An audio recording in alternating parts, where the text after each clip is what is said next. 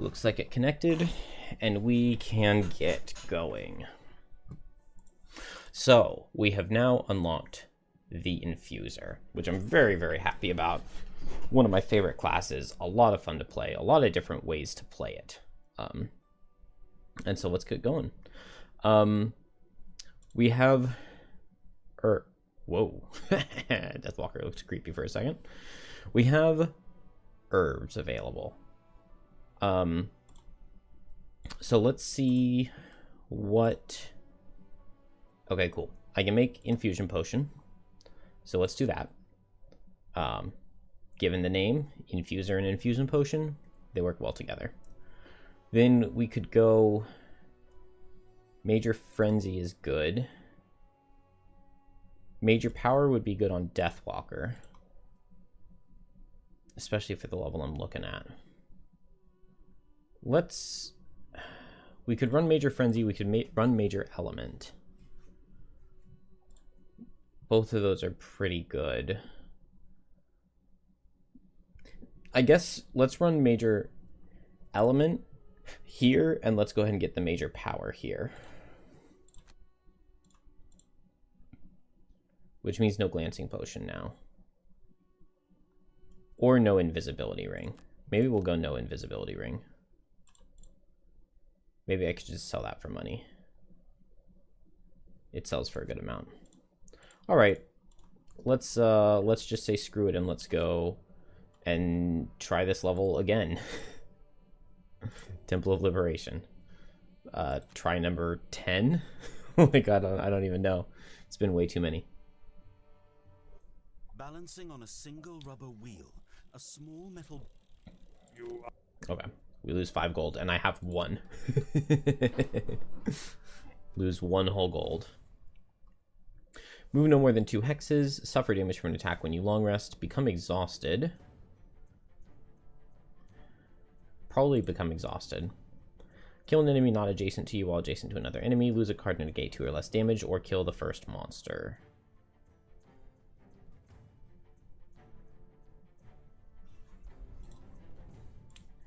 Alright, let's put on Infuser cards. So, this move 5 can be pretty good, but I don't know if we need it. Set Wind on top can be good. Yeah, we don't have the level 2 or level 3 cards in here yet. And I think the most important thing that I have is going to be this Onyx Shard's Loss, which means it's going to be hard for me to...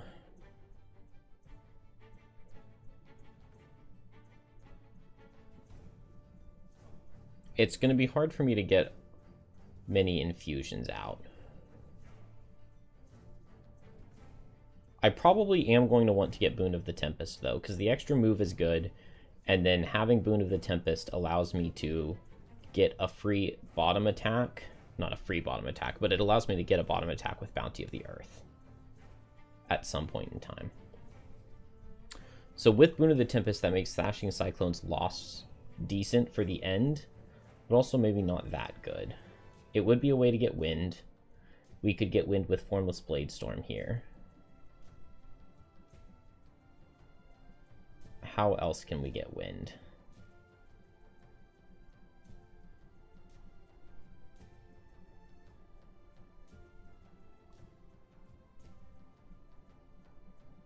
Not very many other ways to get wind, just Boon of the Tempest bottom. Okay, Formless Bladestorm's teleport is probably going to be more useful than Slashing Cyclone's thing.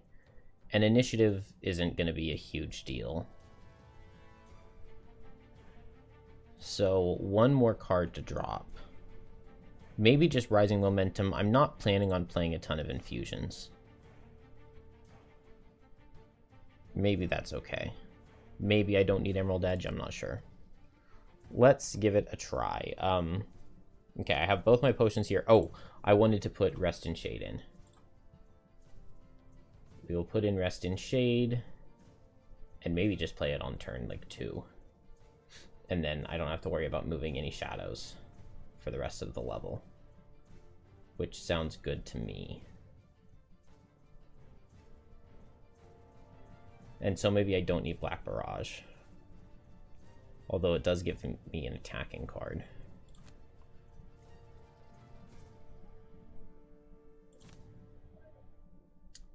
All enemies add 3 to their max health. Does this affect the cabinets? If this affects the cabinets, it's really bad. If it doesn't affect the cabinets, it's really good. Because I'm probably not ever trying to kill any enemies.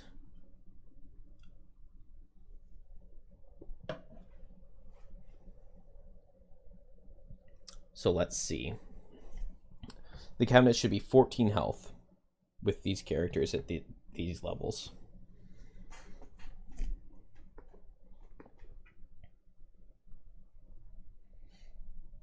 If it can load at all.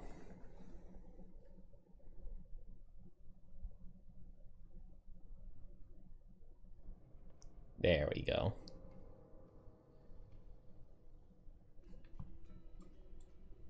Okay, the cabinets are still 14.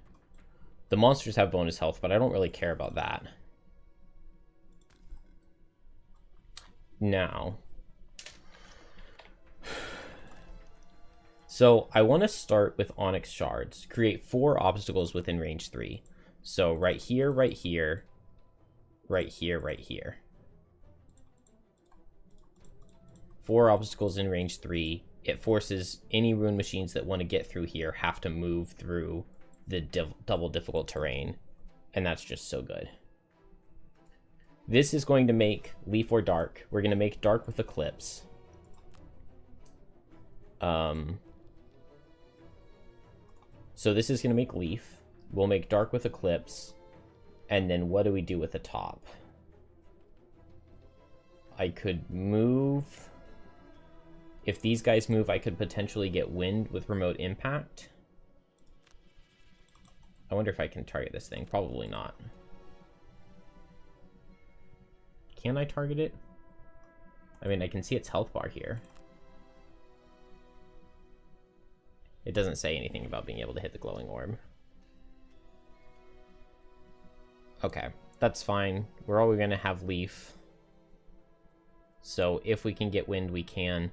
Although, maybe I don't want to do that because I might want Remote Impact's bottom. Because I can make another obstacle over here. And that could be useful. Maybe though... Maybe that's just like too much. Maybe that's just trying to do too much.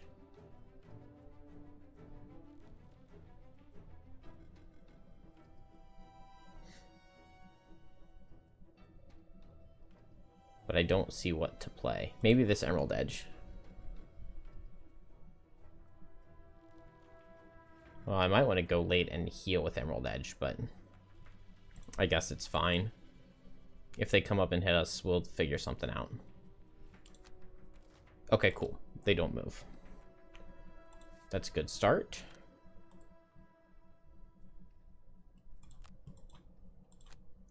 So... obstacles here. Yeah, that wall's off there. And here.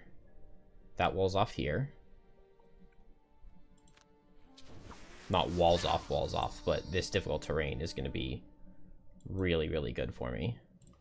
And then... oh, okay, we need to make Leaf. And then nothing here. I like these obstacles. Those are nice little crystals. And they're snowy. I like it. Okay, so we...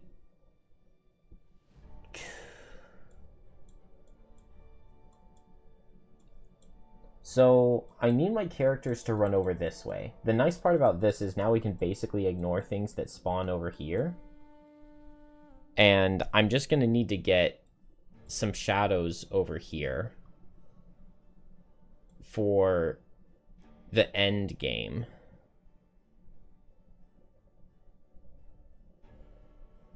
And then maybe I just send my characters over together. I send my characters together down here, then I send my characters together up here. And then Deathwalker takes out these two, and I send the characters together to the middle. I mean, theoretically, it sounds like it works. I'm going to have Leaf and Dark next turn. So with Leaf and Dark, I could get Bounty of the Earth. I don't really need that. I could get the Caress of the Night. I don't really need that.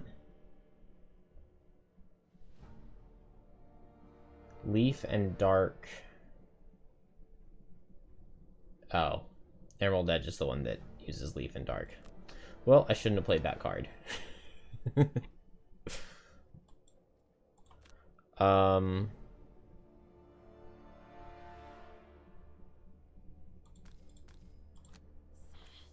oops. I can make 3 shadows, not 2. 2 up here and 1 down here. And then 1 right here.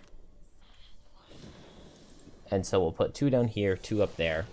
Now, I need to move away from this thing, because next turn will be turn 3, and I would suffer trap damage being there. Which I don't want. Unfortunately, these guys haven't come in. Now, it is possible that they come in. We don't have to worry about the Ruined Machines. They'll never reach us on this turn, so I guess I just want both my characters to come down here-ish. Or I would want them both to move a lot and come way down here. I don't think move a lot is something that Deathwalker can do. No, it's not. So probably just want both my characters to be like right here. So move 2 and move 4. Something like that. I could ward myself and move and make Wind Leaf, and then with Wind Leaf I could potentially push these guys away with Torrential Cleave, or I could immobilize them with Remote Impact. But if I do immobilize them with Remote Impact, I would really want my move top, or I guess I could use my pet to move. Okay, I like that. I like that. And so Deathwalker, I need to move. So maybe I just move 2, move all shadows 1. We're not going to be able to Deepening Despair or anything. Move 2, move all shadows 1, and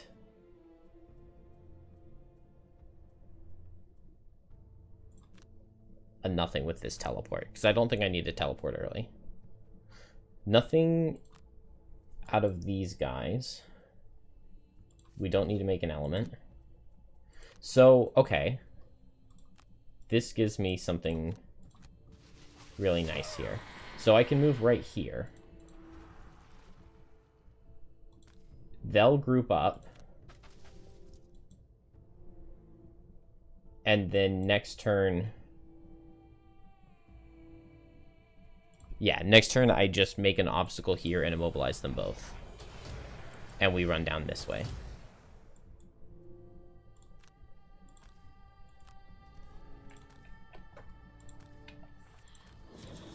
Maybe I didn't need Rest and Shade.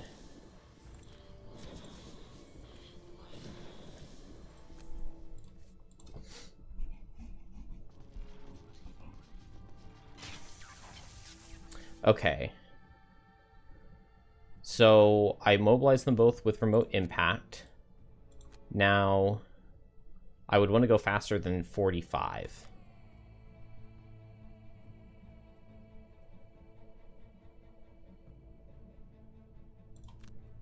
I could also activate Boon of the Tempest, depending on what they're doing.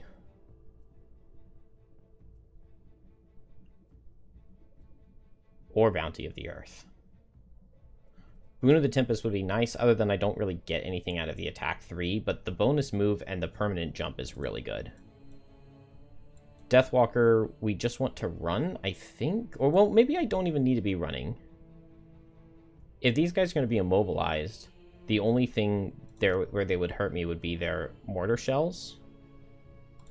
And so maybe I can just stay right here in Fleeting Dusk.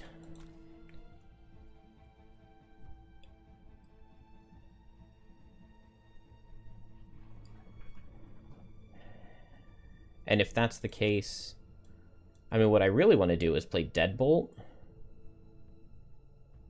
Move these shadows up here in Deepening Despair. Maybe we do that next turn. So let's go ahead and get a shadow out with Fleeting Dusk, because once I have Deadbolt, I can move the shadow for 3 up this direction, and that'll be good. And so maybe it's just nothing this turn. Maybe I should have played Caress of the Night and gotten wounds on these guys. It's just 24 health is so much, and I don't have good pierce on these characters. I don't think I'm ever killing these guys.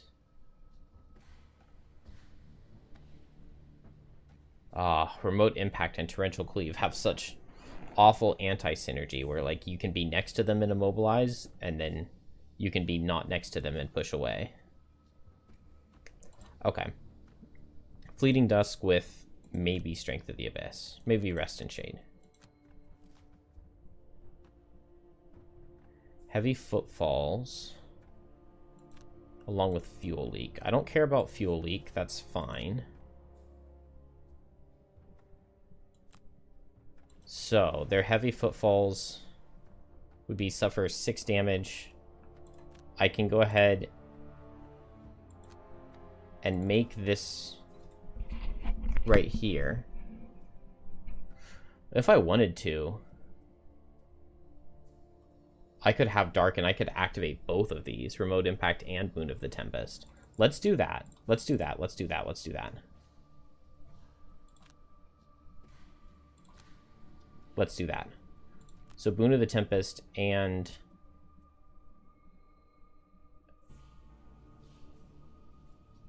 I guess in that case I could just do Torrential Cleave's bottom, couldn't I? And then I'm getting the same effect, but I don't have to do anything, and I can even make Earth. And I don't have to use my item. I just don't get the obstacle. Okay, cool. We'll do that. And then we know we're safe here. We'll play Fleeting Dusk with, I think it was Rest in Shade.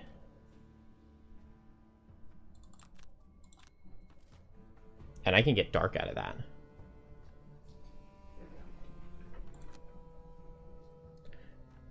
Okay, I don't need to make an element.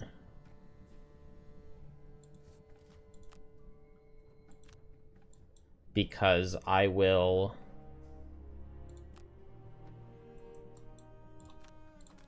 make a hazard. Rest in Shade.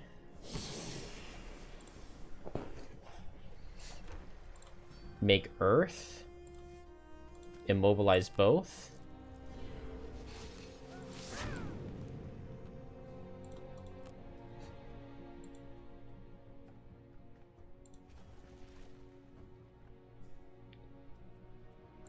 Attack with Boon of the Tempest.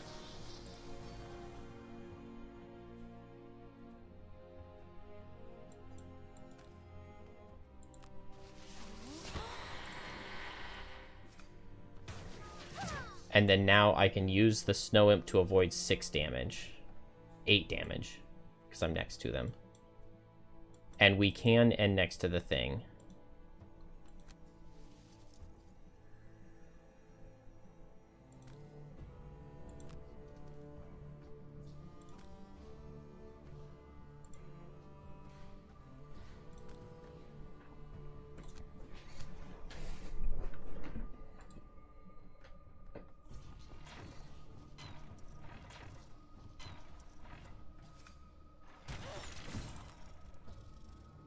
Okay, they do nothing. Deathwalker takes a little, that's fine. So we need big moves. Oh. Deathwalker does not have a big move. Maybe... Man, now it feels like Deathwalker should, like, teleport over here or something. Self-destruct would be bad. And I don't have the Snow Imp anymore. We can't end next to the thing, but I could hit it with a Remote Impact. If I'm right here... I can hit both of these guys with a Remote Impact. Maybe just an attack for 3. I have Dark, so I could get off a Bounty of the Earth. Or a Caress of the Night. I'm thinking I just move 2 and I Remote Impact.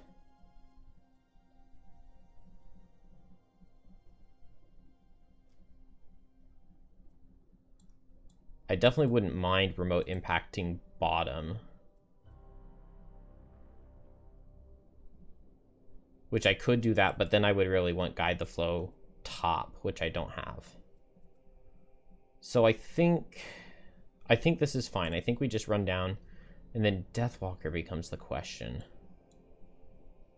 And I guess what we do depends on what the monsters do. I'm going to need to move so that I don't suffer trap damage. But a move 2 is simply not enough. So let's go, I think faster than 45 is what we want.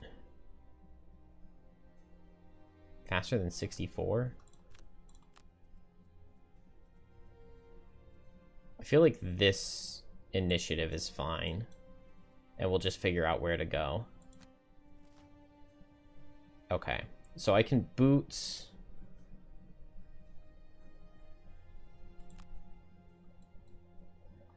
What was I doing here? I'm just remote impacting, right? So I don't need to make an element. And then I don't want to eat 2 attack 3s, so I'll boots. We just move here with infuser and hit both of these guys. And now do I want wind?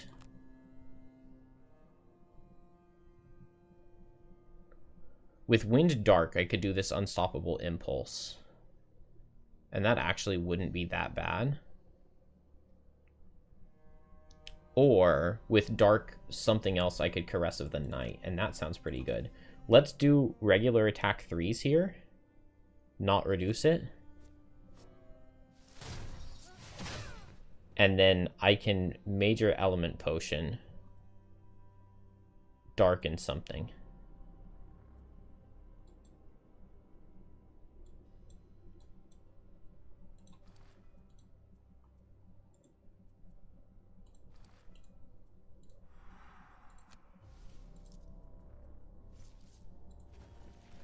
Darken leaf. And now I can give myself the strengthen. Oh. So if I teleport away on Deathwalker, this guy goes 1, 2, 3 and attacks Infuser and pushes. And then I suffer hazard damage. I could place the ooze right here to not.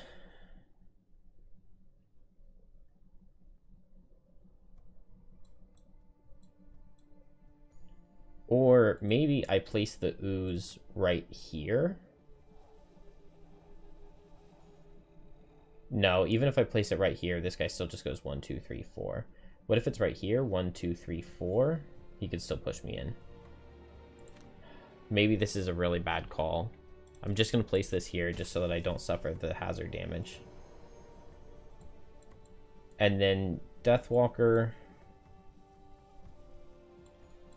Is there anywhere I can go where I don't get hit? No. Because I could teleport over and hit this guy for 6, or teleport over and hit this guy for 6, but then I'm next to the thing and I suffer trap damage. I can teleport here and I only get hit for 5. And this guy will die. I can't do anything with my attack for 5, but I can hit this guy with my attack for 6. And that means he'll die. So it's not nothing.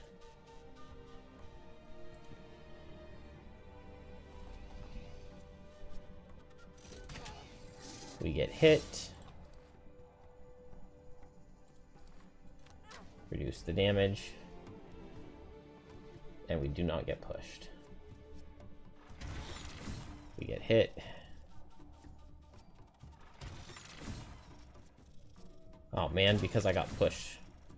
This guy now doesn't die. Neither of those guys die, which kind of sucks.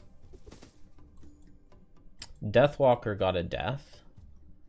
So that's something. I guess I Deadbolt Deepening Despair, and I can move all my shadows. And I can hit here, and I just hope that this guy doesn't get me.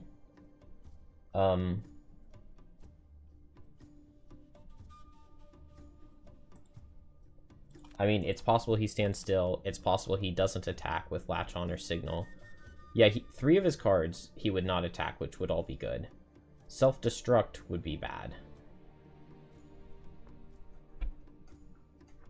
But most of his bad cards he's played already. It's probably fine, hopefully. Now, we need damage here. And so I was thinking Caress of the Night.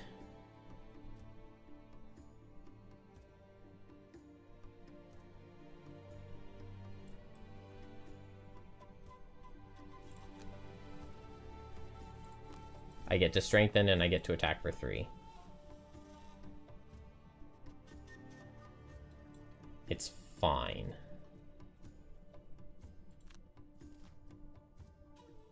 Hasty Assault. Maybe the damage won't be bugged this time. Last time I played this level, Hasty Assault was dealing more damage than it's supposed to.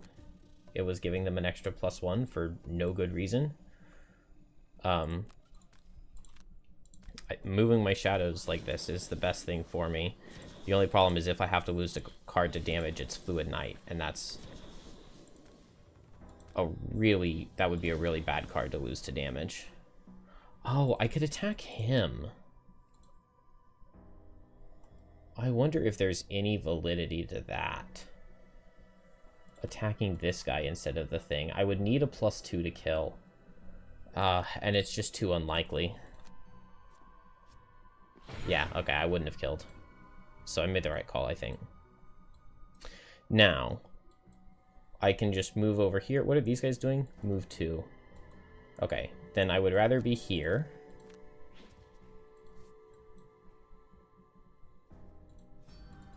Okay, yeah. Can't get anything out of the pull.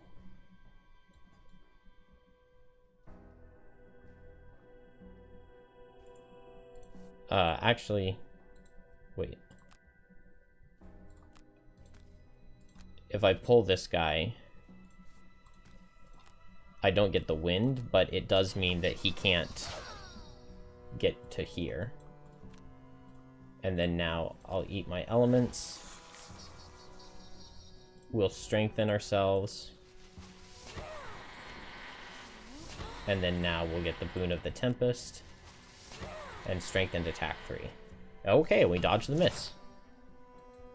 Not bad.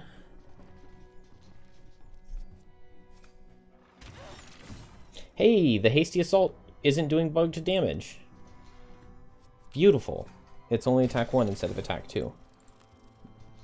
Nice, okay. Now, Deathwalker really does not like where she is. And this is a turn that I cannot end adjacent to the thing. So, I'm going to have to teleport away with Forceful Spirits.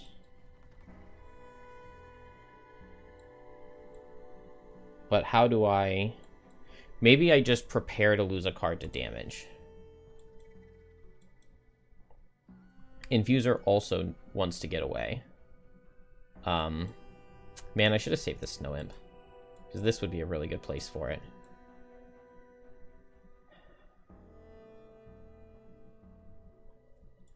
I should have saved that invisibility ring. This would be a really good place for that. Okay, I probably just like do an attack for 4. I could do this attack for 5 with Emerald Edge. Or I could do... Don't I have a top attack for 4?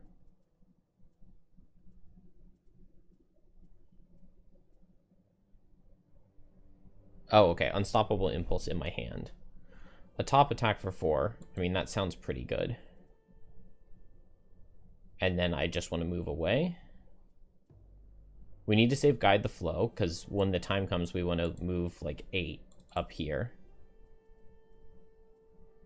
And save the ability to throw on a quick Bounty of the Earth when the time comes. I do need a short rest. Crystalline Aegis is fine. The ward can be good. The brittle is nice, but...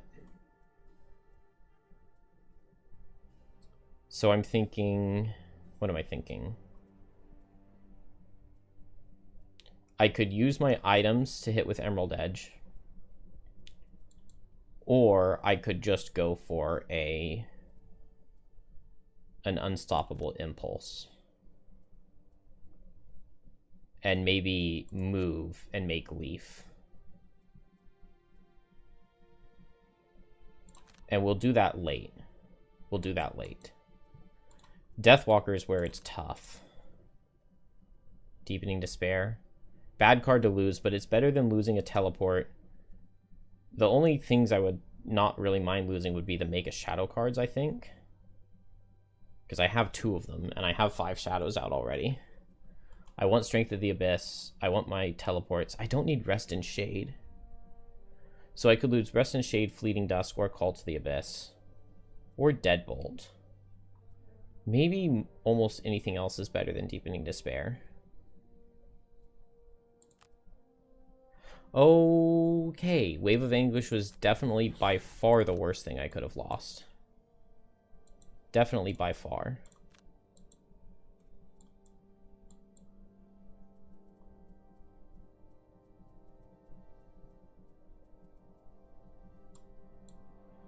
Because I almost have this low enough where I do have it low enough where I can just throw both my power potions and I would get attack 6 into it and I would kill this thing. Maybe we don't need the Wave of Anguish loss, but now my best way of hitting these things is Deepening Despair. I don't know. Maybe Infuser needs the teleporting. Okay, Signal Jam is a good thing to see. Mortar Shells is a good thing to see. Although I'm going to be muddled here now, which I don't like. I can't really move next to this thing, so I think I just hit here.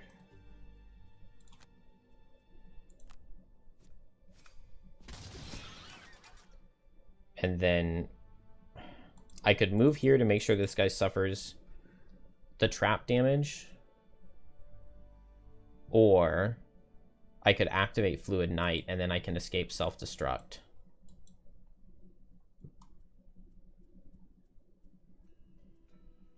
This is the second guy, though.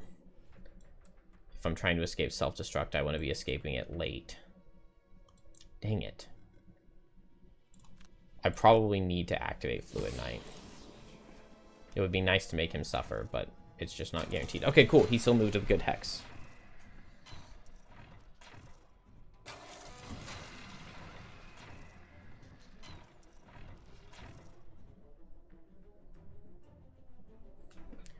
All right, and then over here, we can just do an attack for 4. We'll leave it as attack for 4. Okay, we get some damage. I don't want to be next to this thing, but I can come over here and immobilize.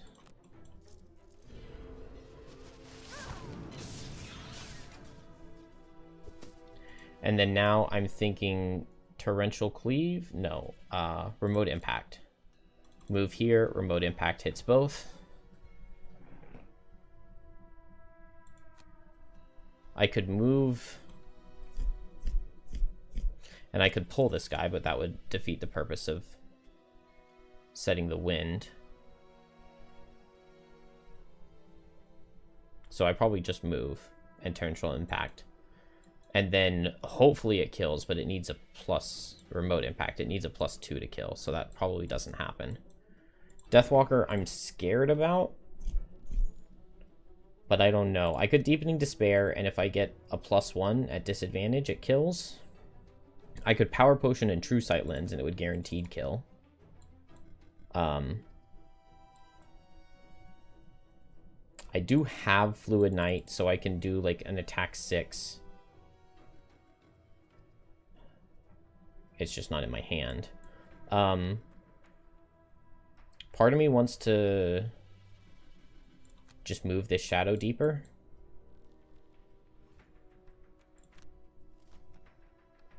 Hasty Assault. We could very possibly survive. We could very possibly survive. Clobber is nice to see. Didn't I hit that guy? And don't I have Caress of the Night? Shouldn't he be wounded?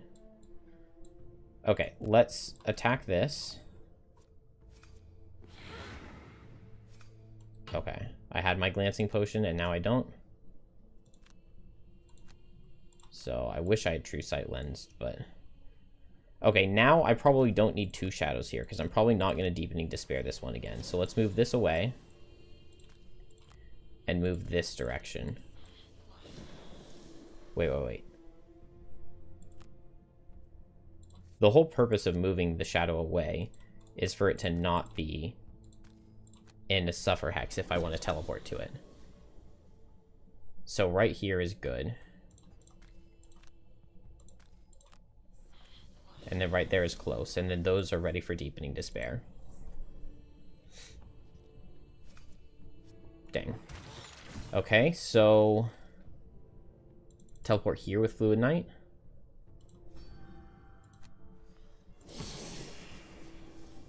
It's either that or over there. And if I go here, I don't get hit again.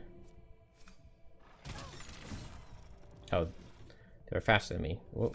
Why did I not go at 33? There was no good reason to not go at 33. Whoops. Well, I guess now I can get the wind out of this.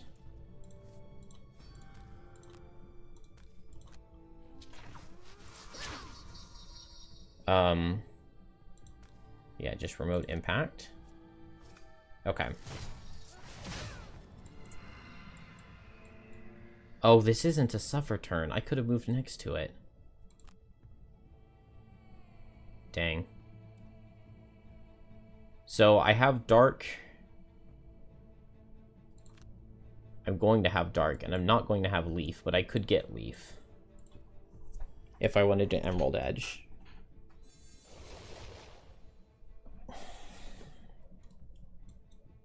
Ooh, we didn't get the summon here. I guess it was standee limited. That's really nice. So I can bring my summon in. I like that. Bring my summon in. This guy only reaches me if it's move 3 and attack. So he only reaches with Fuel Leak. This guy does. So very low odds of that. And then I can just bring my summon in and it'll tank for me. Most likely. And then the summon could potentially get off an attack. I need to find like a way and a time to heal, but that just doesn't seem doable.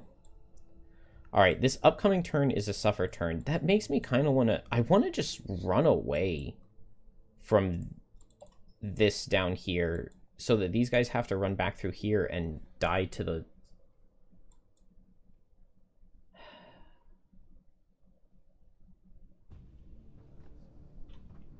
Gosh, this level is so hard.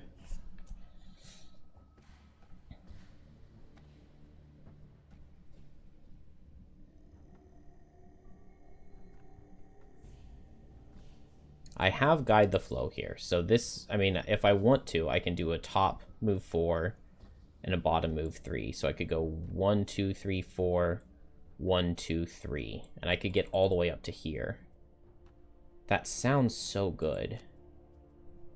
And then if my characters are together, like if I wanted to Forceful Spirits to teleport up there, we're in a really good spot. And then maybe Infuser just tries to keep Deathwalker alive while Deathwalker does ranged damage there and here and here. Good. Other than now, this Steel Automaton makes it up there. I don't like that. So Infuser here and here. And this next turn is a Suffer turn, but that's fine. And we'll have Leaf and Dark for an Emerald Edge.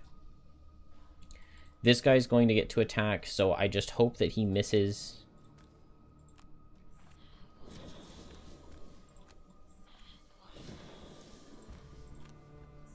And we put the summon right here.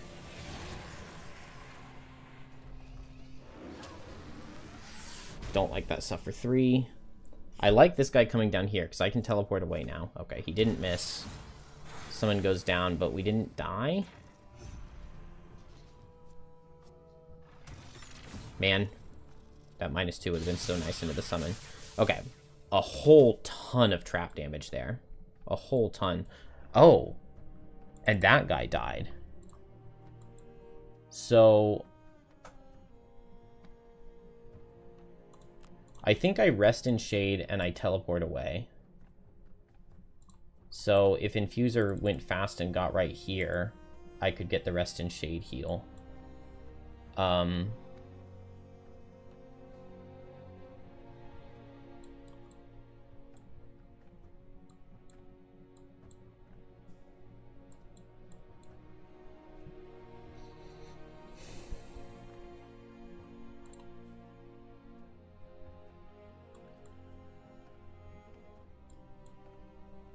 Okay, I don't need to be down here anymore because a Fluid Knight will guaranteed kill this whenever the time comes.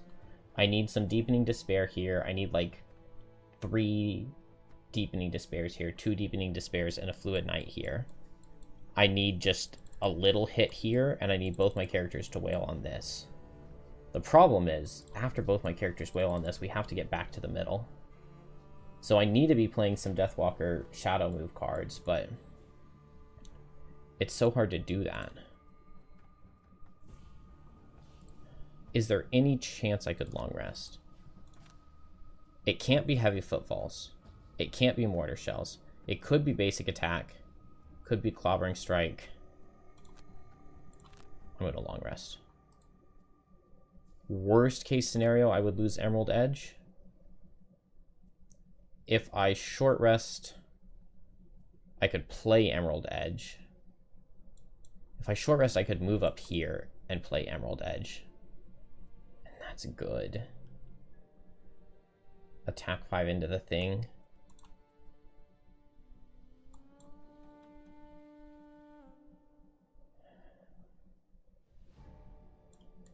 My problem, though, is that I really need to be tanking these guys. I still have both my Infusion Potion and my perk. So I really want to long rest. I really want to long rest.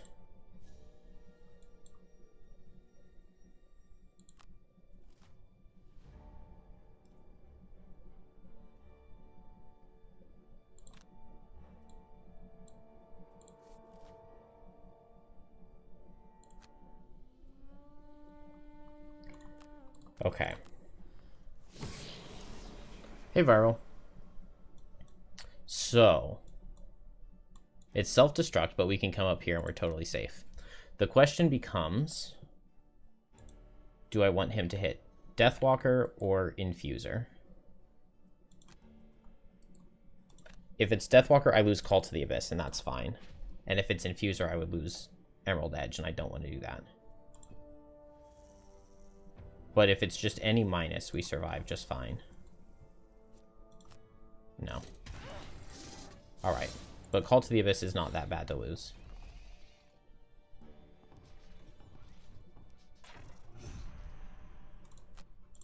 And now I get all my armor back, and I get this heal too. So... oh, I forgot we're gonna get the Blade Spinners as soon as we start destroying these things. This level sucks so much. This level is so awful, and I don't have Wave of Anguish. Saving Wave of Anguish was probably my win condition. What are you looking at, part 2? The Infuser or the scenario? We can go over both. In just a second.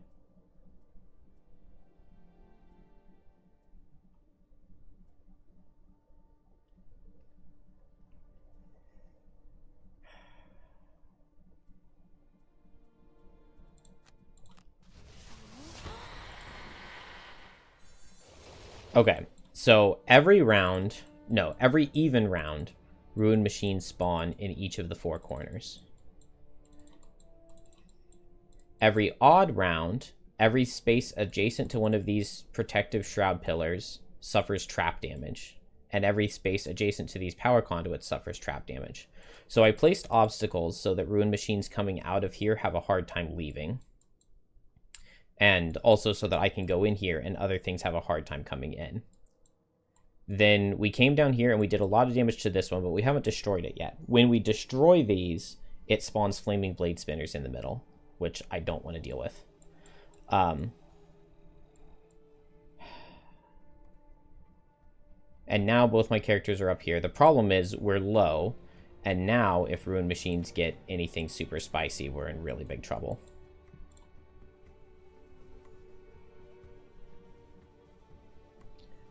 Yeah. This scenario is rough. So, man, this is a trap. A suffer trap damage turn 2, which really sucks. I think that means my best bet is to move here and hit this with remote impact.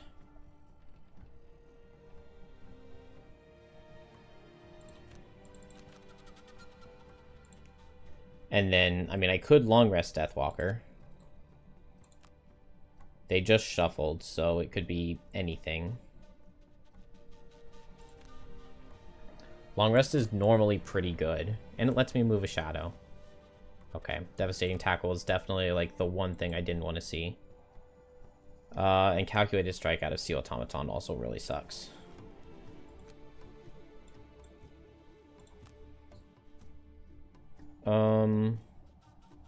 Is there any way for me to pull this guy and have him not hit either of us? I don't think so. Because if I pull 2, he always gets pulled into me. And if I pull 1, he's always still next to Deathwalker. So that was just about worst case scenario, unless he misses. So I guess I move here. I pull this guy and make wind, because he's going to get to hit me anyway. And then I'll hit these, and this guy will be muddled, and he could miss. Yeah, I have a really, really bad deck on Infuser. Man, I've only pulled minuses. I mean, it means I've got good cards coming up, right?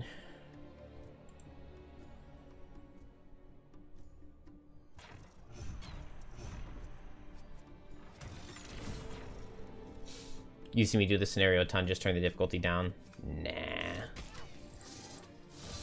We don't need to turn the difficulty down. It's doable. The thing is, I shouldn't have come here with, This is the first scenario this Infuser's ever played. So that was a bit foolish. Did this guy miss me? Nice, he missed me because of the muddle. Okay, beautiful. So long rest was definitely the right call.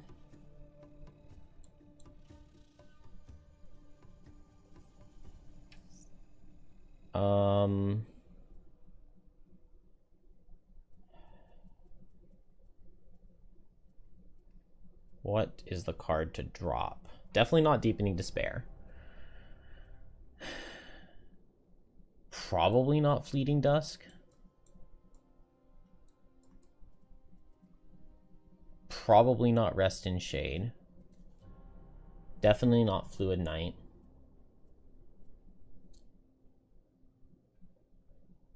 Maybe Sunless Apparition. And then what to do with this shadow? I think I move this shadow down here, and it should just never have been up here.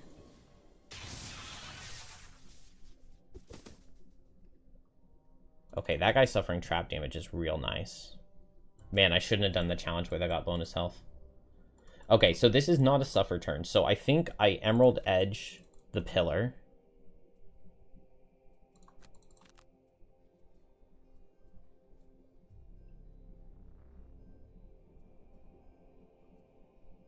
We'll Emerald Edge the pillar. And then... So I could make dark here. I could go ahead and Fluid Knight this thing, but it gets a guy, so what's the point? I could move down and Deepening Despair over here. I like that. Where do I need to have line of sight? Oh, I need to be way down here. Okay.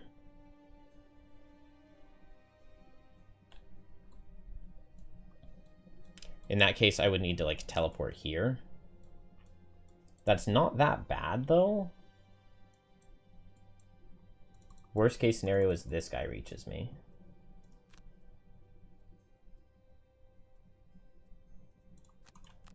So, alternatively,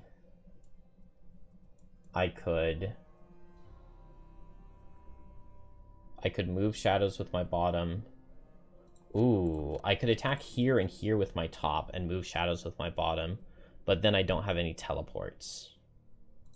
What if I attack this guy for 2 with my top? Move this shadow with my bottom. I like that. I like that. Because I'm going to need a shadow down here so that I can teleport down here and hit lightly, or Fluid Knight or something. I also wouldn't mind a shadow near the middle, but I don't have one to move. So then does moving the shadow even make any sense?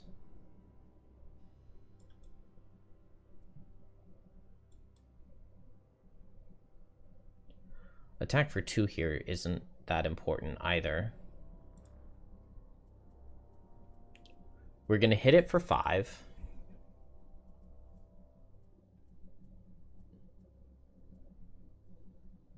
And I would love to Bounty of the Earth after that, but if I do Emerald Edge here, then I don't have all my stuff. So maybe I Unstoppable Impulse it.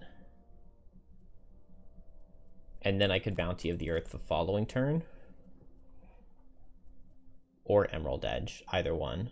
I kind of like that idea.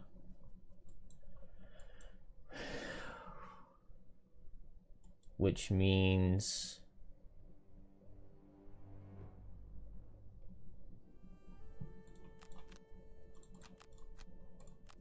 No, we're going to play this. Okay. So...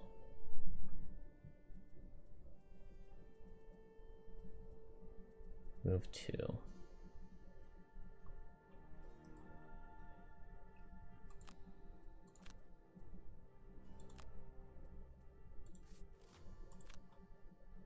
This card being Pierce is so annoying.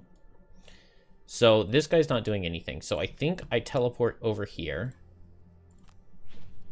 And I go ahead and I Deepening Despair this.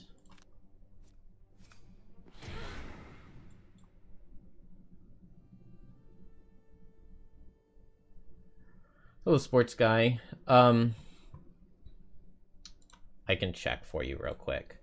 There is no personal quest that just doing that one will unlock Infuser, but you need the library.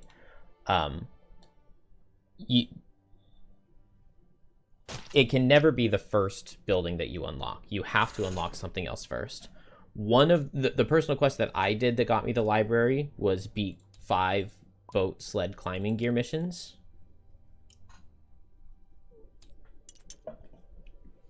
But you need to have unlocked the primary building that unlocks first.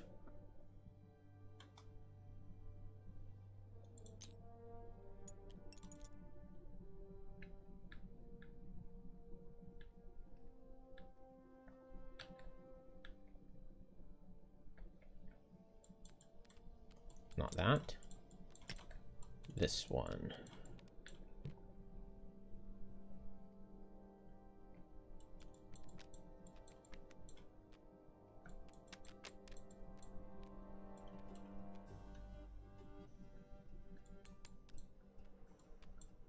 Okay, it's these two.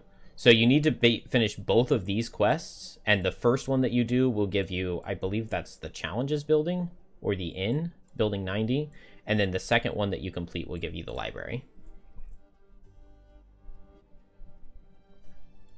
Yeah, the 5 boat sled climbing gears takes forever because none of the boat levels are in the game. And then, yeah, 150 experience from cards takes a long time. But you complete those and you will get it. I don't know...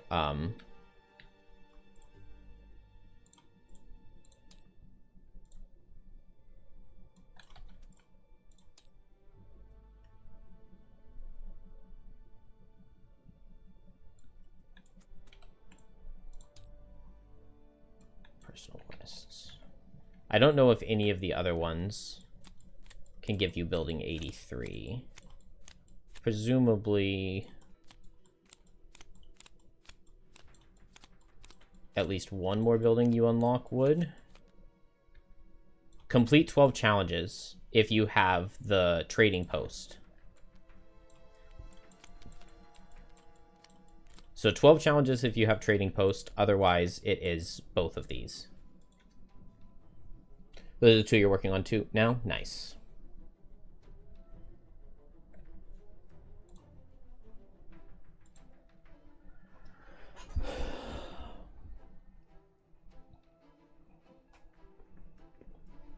Okay. So this guy will come here and hit Deathwalker, and we'll just survive it. Infuser is in a weird position. Because I have options here. I could hit this guy, and then he doesn't attack me. This guy has Pierce. I could run down here and hit this guy, and he'd be muddled. I could double hit this guy. I mean, that doesn't really help. I want to hit this thing for 4.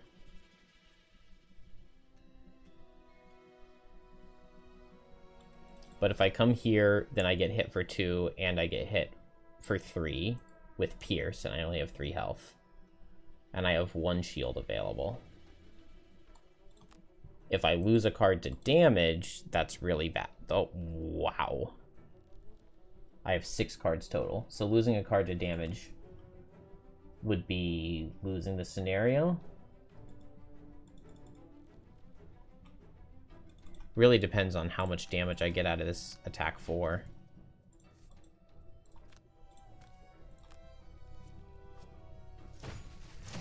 -1. -1 make every element.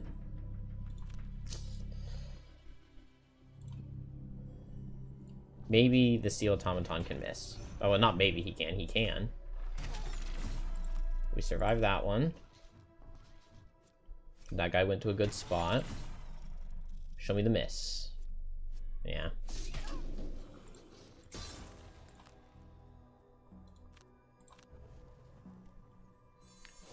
All right. Well,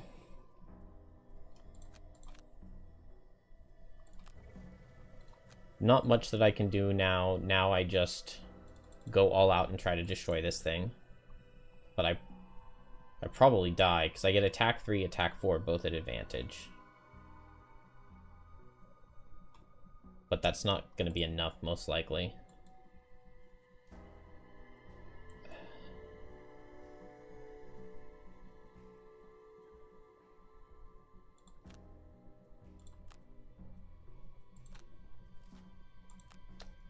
Hasty Assault.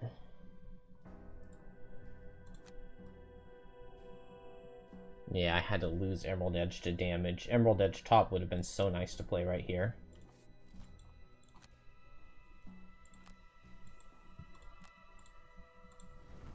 Alright, use these elements. I will heal myself. Strengthen myself.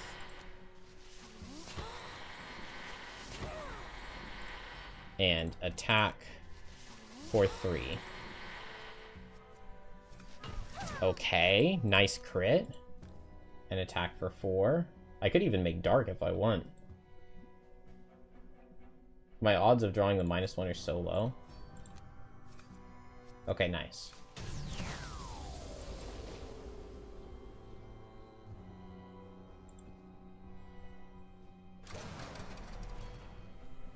We get a Flaming Blade Spinner. Oh, I was making dark here. Well, okay. It's 2 attacks for 1. I could survive that, or I could Rest in Shade top to heal myself to survive it.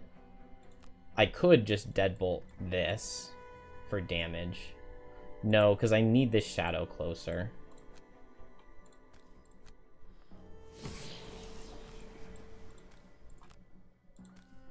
I've been too indecisive with the Shadow movement, though. But I can't move anymore.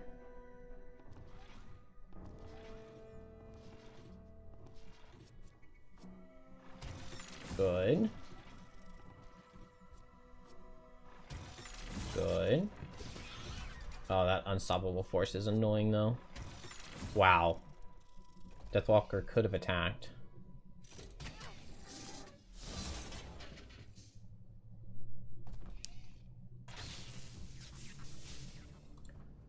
Okay.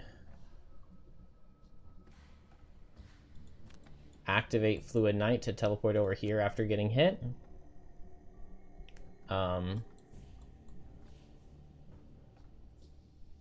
Or if they're doing nothing, I could Fluid Knight top and hit this. What I really want to do is teleport over here, have them not be attacking, and hit this with Deepening Despair. There's no shot that... Yeah, there's no shot that Infuser can do anything. Maybe I can run over and hit these guys with Remote Impact or something. Or maybe I can hit him with Formless Blade Storm. 1, 2, 3. Hit this guy, teleport here.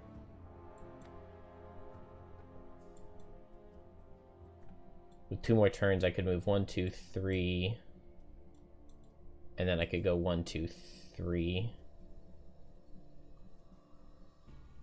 With this, I would have move 6 next turn with Wind and Dark. So actually, if Infuser survives this turn, then I think she can destroy this, because I'd be like move 3, then I'd have move 6. 1, 2, 3, 4, 5, 6. 6, and Formless Blade Storm. Theoretically. Very theoretically. So, okay. So we'll Fluid Knight this and Fleeting Dusk this, and just don't be self-destruct. Latron is totally cool. Except for Infuser.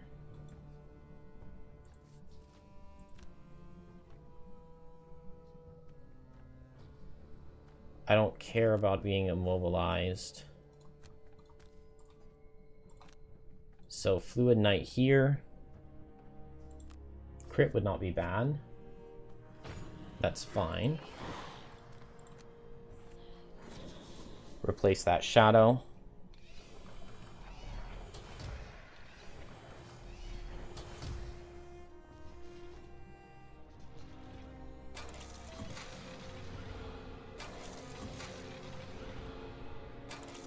Oh, I did get immobilized this turn. Duh. I knew that. In which case, I will just... Maybe I'm just going for a Remote Impact next turn.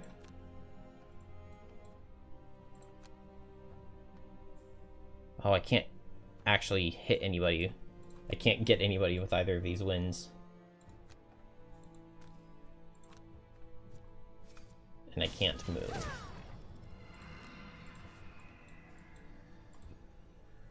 Okay, so now I do need Deathwalker to go down that way.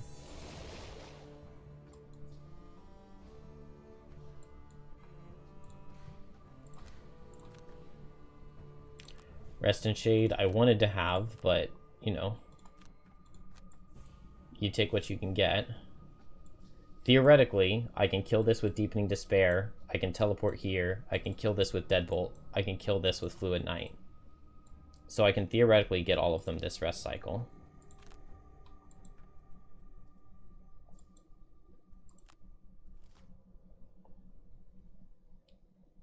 Fuel Leak is not good for me. I think Spinning Charges, though. Infuser definitely dies here. Deepening Despair. Okay. Man, I really could have used that crit later. Teleport down here. Oh, wait. I think I would rather teleport over here.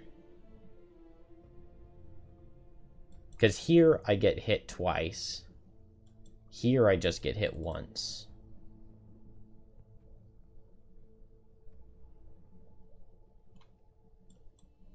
I mean, my win condition is that I kill this with Fluid Knight.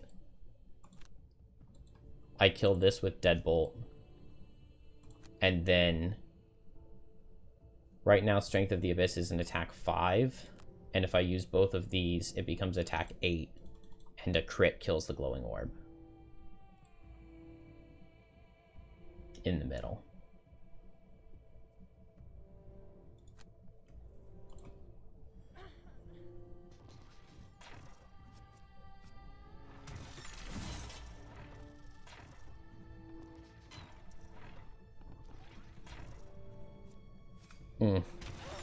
Not good. I would have loved to have seen the miss into Deathwalker instead of Infuser.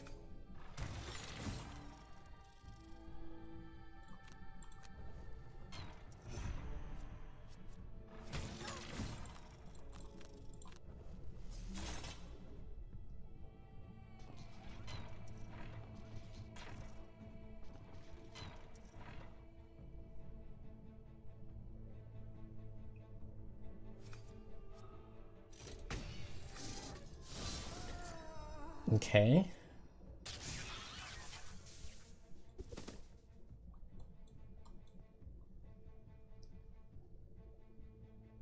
Man, yeah, if I teleported over here, I would be so safe. I guess I can Fluid Knight bottom, though. Yeah, I can. Okay, Deadbolt, Fluid Knight bottom, and teleport over there. And then Strength of the Abyss. And I don't know how I get there, but...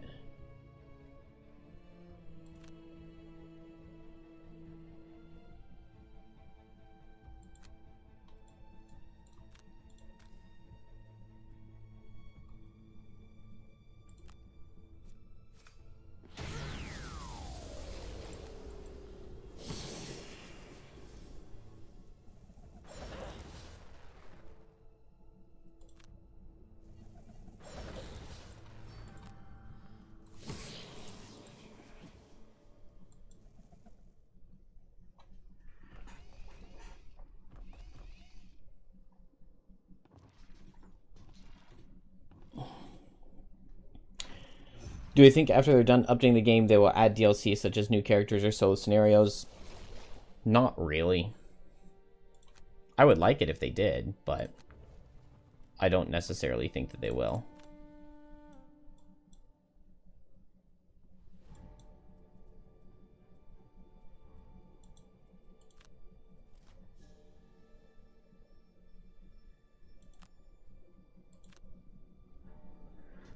Why have I started playing 4-player? I just played 4-player for, like, for one level.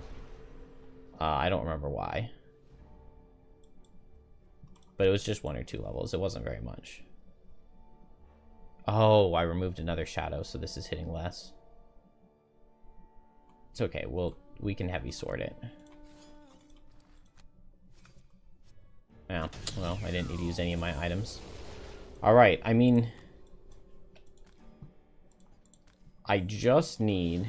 Man, if I hadn't lost Wave of Anguish on a short rest, this would be so possible. I would just move all 3 of my shadows and Wave of Anguish with my power potions, and we would have it. Because these guys are going to take a while to get to me.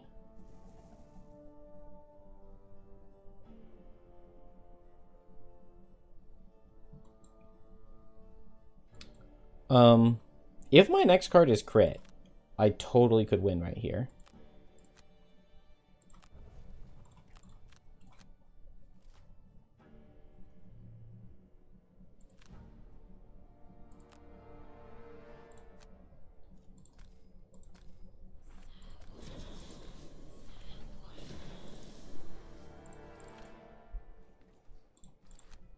This is an attack 7, so a crit will kill. No. Okay, if I can... No, I can't survive both of these attacks. Okay, if this guy gets a -2... No, I'm poisoned. I can't get another turn.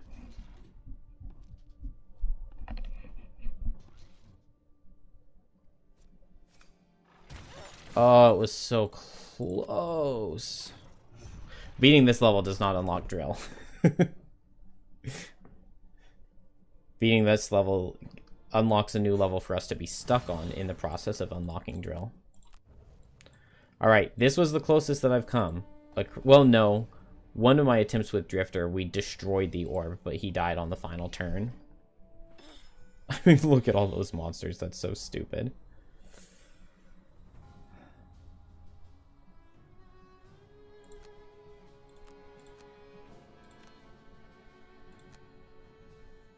More damage from Infuser than Deathwalker. That surprises me. Okay. I'm just going to play the Wave of Anguish. I'm just going to do it and I can't be stopped.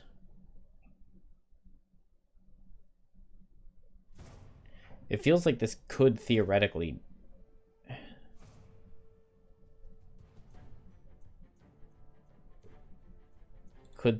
end just so quickly.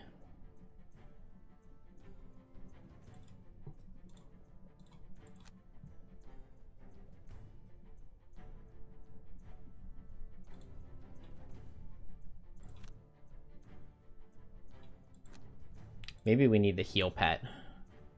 My character's really struggled with not healing.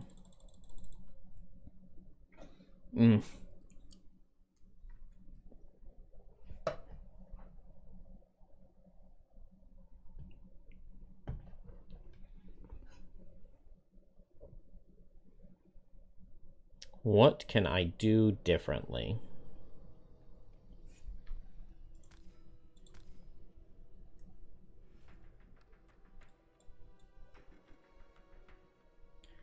Maybe...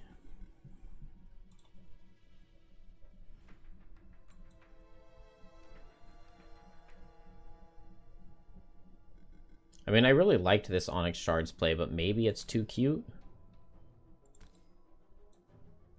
Maybe I need Shadow Step and just start out with 1, 2, 3, 4, 5, 6.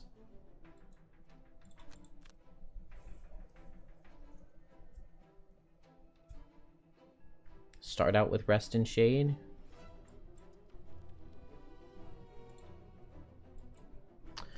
Game is too hard.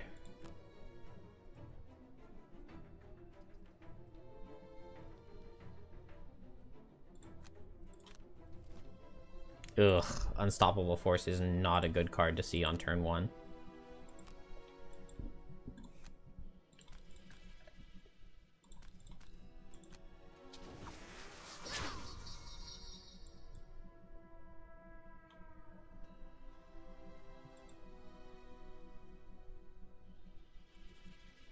You know what? Let's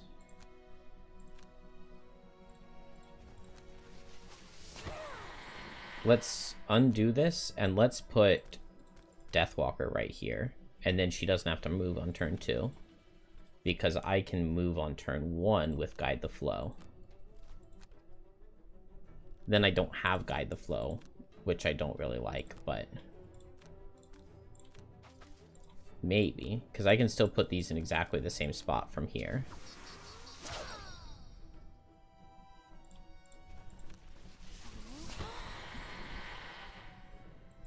Your dad ate the rest of the apple crisp. What a horrible person.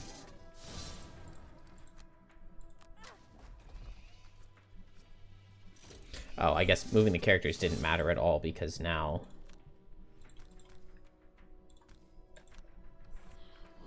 now I get pushed away. So I'm going to have to move. But I mean, I don't really mind being down here. I just move to...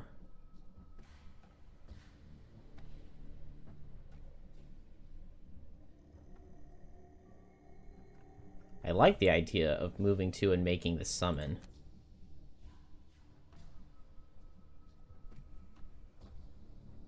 Let's go for that.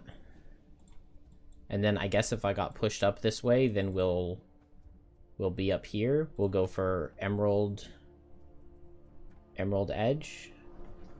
Well, I would love to Boon of the Tempest. So let's move here and Remote Impact.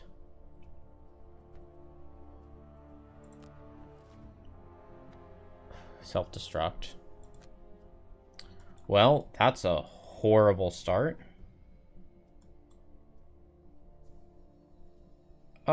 It's fine.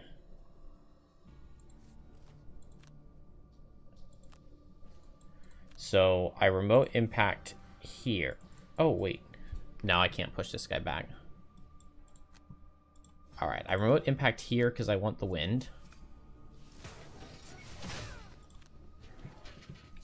And then I move here, and this guy just has move 2. And then Deathwalker, this is the main reason we played the summon card, because I can remove this shadow, place the summon right here, and now I don't get self-destructed on.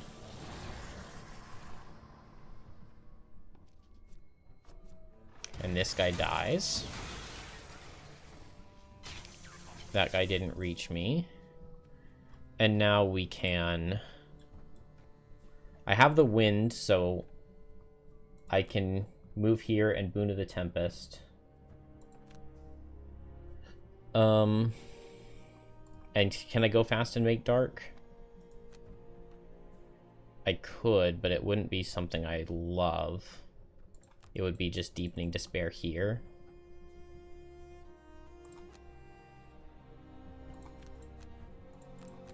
I could Fluid Knight this thing. That seems fine. Okay, that works. Heavy Footfall's pretty decent for me. Latch on, I think, is fine. It means, though, that if I come here and I get latched on, then I will be self-destructed on next turn.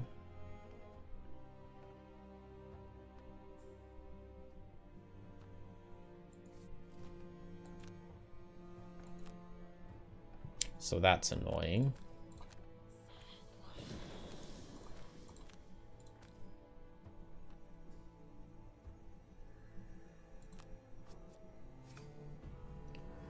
Okay, Fluid Knight does damage and it gets us the dark. And now I will move here, immobilize, get the leaf, Boon of the Tempest with the dark, attack here, and now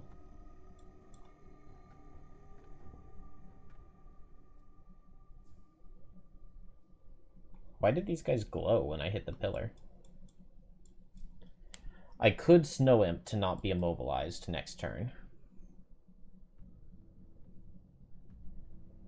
Rune Machines do suck. They do really suck.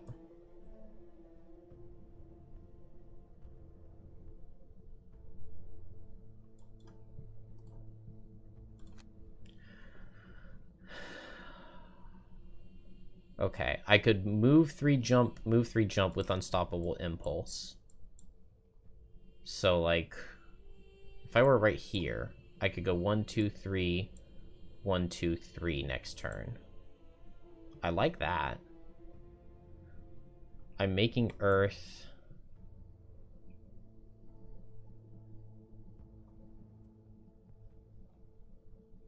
So, Snow Imp isn't bad here. I can move next to this thing, and I can hit with a Strength of the Abyss. Do I have that? Yeah. I can hit with a Strength of the Abyss and back up and not suffer the trap damage. I can be over here, and I'll jump over this thing. Oh, I get Heavy Footfalls if I'm coming here. Unless I want to play the Ooze. But I think Suffering 3 is okay. 1, 2, 3, 4, 5. I could just go here. Okay, let's just go there.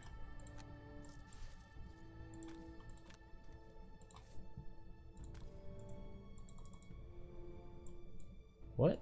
Oh, I haven't Boon of the Tempested yet. Okay, so Torrential Cleave. Because I didn't really even need to be up here that much. Because I have shadows.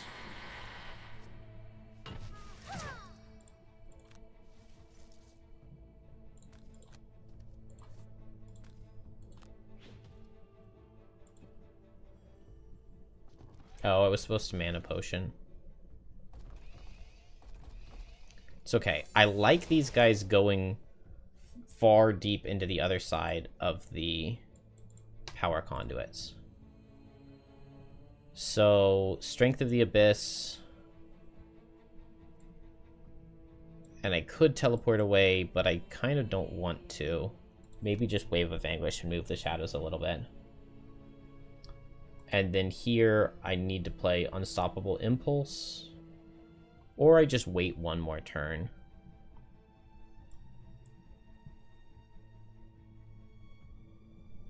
Maybe I ward myself.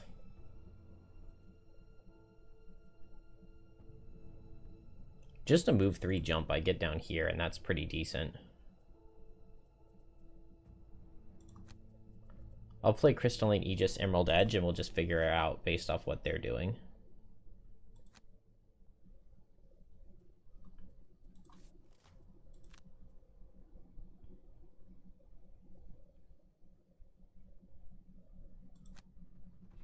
Okay, so if I move here,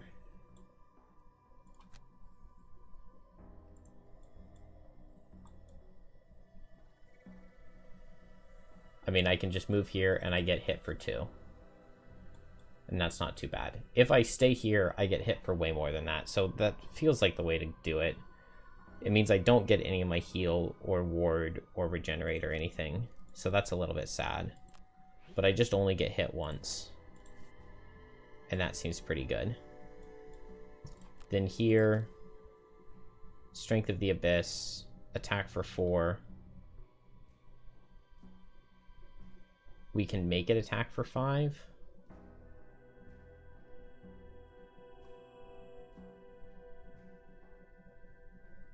The problem is, I guess I move up here and I get attacked for 5.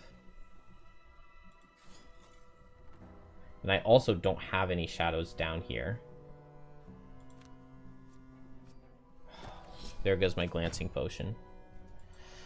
Okay. So I move here. I move these shadows up.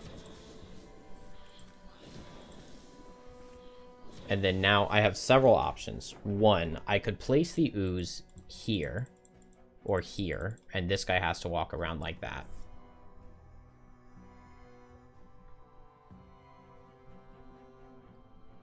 I could...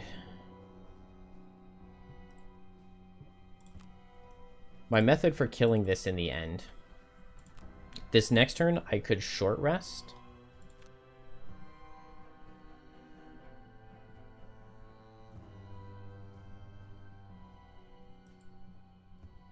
I could short rest and I could play a shadow with Call to the Abyss right here. I don't really have a top that would make any sense with that, though, do I?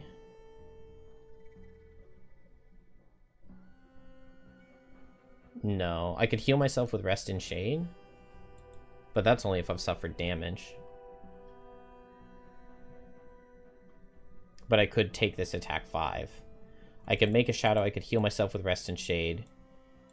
Then these shadows aren't far enough away, is the problem. Because I want to teleport away, and then at the end we just use the shadow to deal this 4 damage.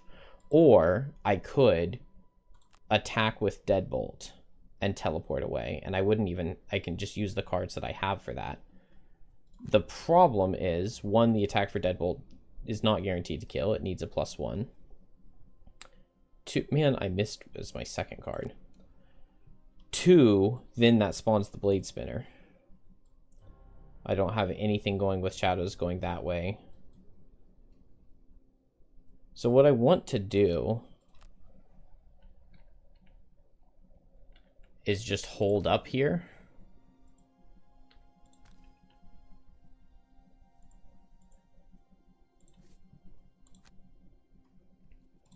I can even make the 3 obstacle ooze.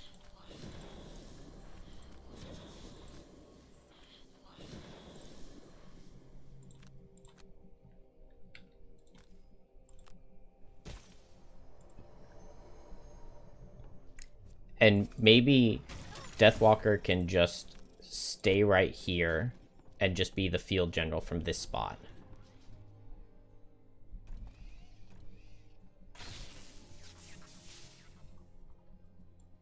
I like that idea. So I could Unstoppable Impulse, move 6, 1, 2, 3, 4, 5, 6. I can end my turn next to this thing without suffering. And then I guess just attack it for 2. I like that. And so here it's either Deadbolt ranged attack. It makes too much sense to play Call to the Abyss here. But if I short rest, what can I lose?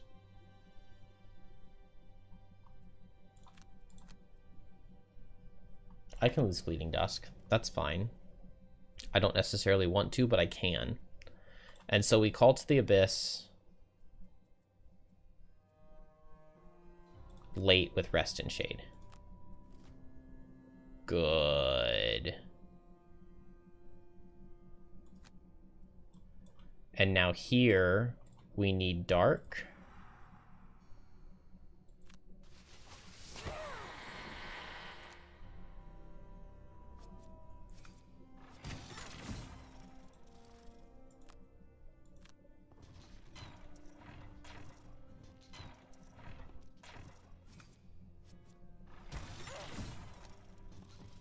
Oh, they have advantage from the challenge. That's really annoying. And then I can get Wind with my Infusion Potion.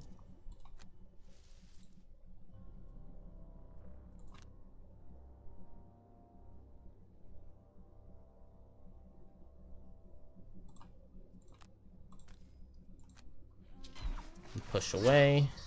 Move this direction, push nobody, move this direction, attack for 2. And now I want Leaf, I guess, and Wind, because Deathwalker is going to make Dark. I was thinking Emerald Edge, but now I'm realizing I kind of don't need it as much. Okay, so I do not need to hit this anymore. With these shadows in position, Wave of Anguish kills this and this.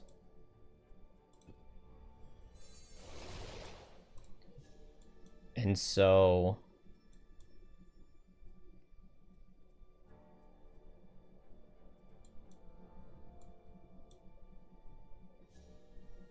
Man...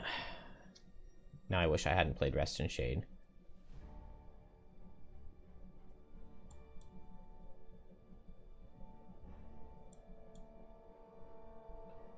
This is a suffer turn.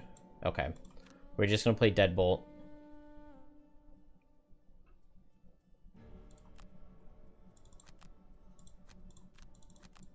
We're just going to play Deadbolt and attack this guy. And... short rest. I really wanted to play Emerald Edge.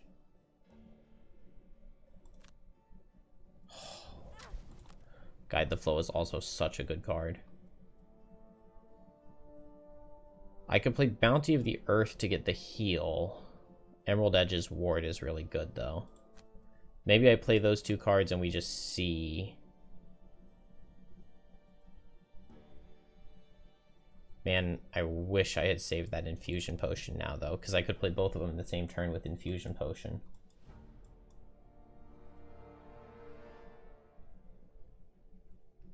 I mean, my position here isn't bad. I have a lot of health. What if I Emerald Edge and Caress of the Night?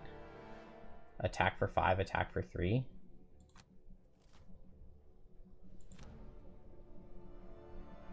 Okay, that Heavy Footfalls is really bad.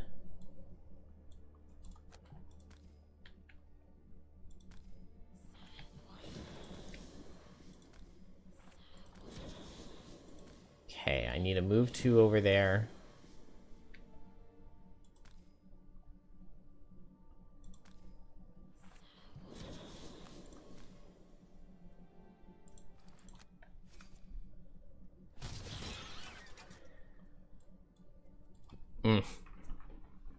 Hi, Ken. Yeah. That's all right.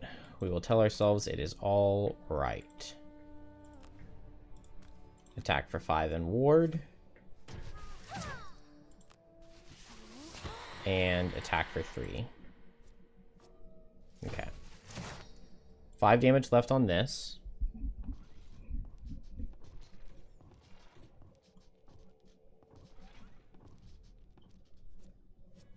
Yeah, this level is a nightmare.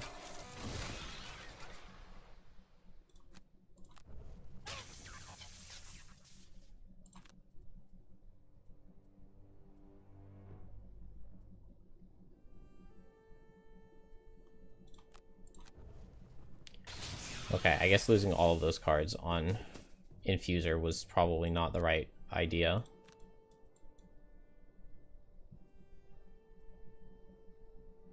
We just hope that attack 4 can kill this thing, I think, is the play. And then I need Deathwalker to finish. But honestly, can Deathwalker just play the entire level from right here with only one thing hitting her at a time? I think that's the way. I think that is the way. It does mean that I don't have much to do right here. But that's going to be what I do for sure. So I don't need Sunless Apparition. So I'm going to play that. Okay, this guy gets on top of me, which I don't love.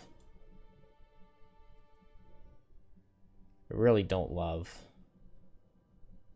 I could teleport away. I actually like that.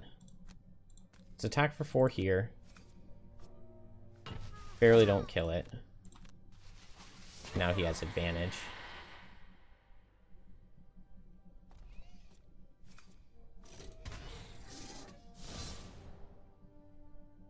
Six damage. We drop Strength of the Abyss.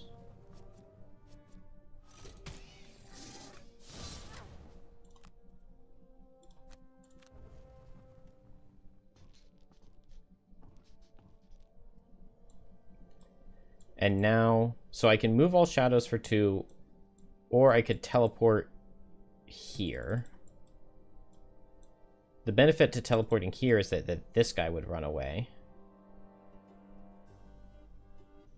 But no, given that I didn't take damage, I'm going to move all shadows for 2, for 1.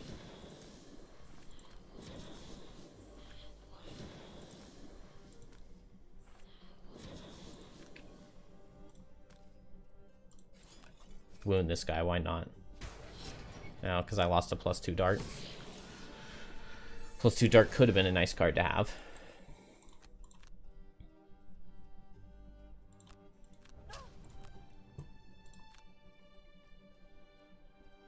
Alright. I attack this for 4 and hopefully kill it. I can long rest and I'll move a shadow. Dang it, attack 5.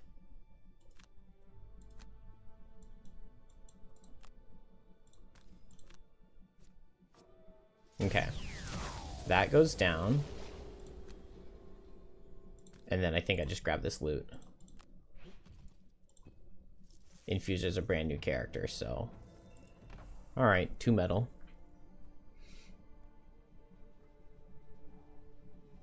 Hey Brian, I love Astral. It's an amazing class. Really good, really fun. Man, stop getting +2. Literally back-to-back turns he drew +2 on me.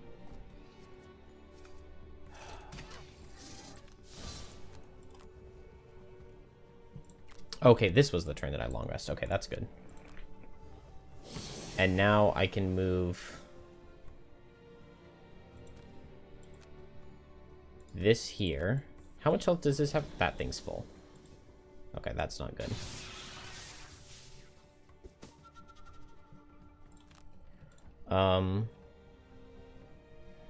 I guess I can activate Fluid Knight bottom. The problem is the only things that I want to be playing are bottoms. I guess Rest and Shade heal top is fine.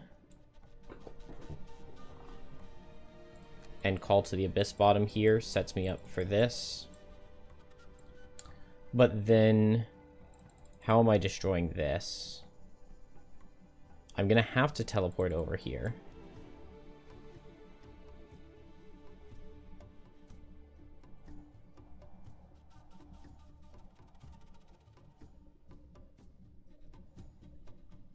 So it'll be something like Deadbolt plus Forceful Spirits.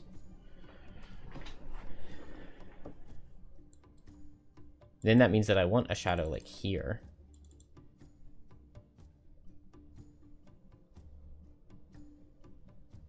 But I can place my Rest in Shade shadow here, that's fine.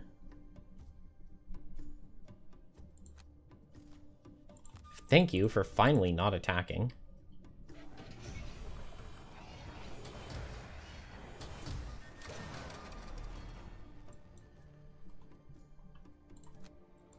Place this right here so that I can get back. Heal some.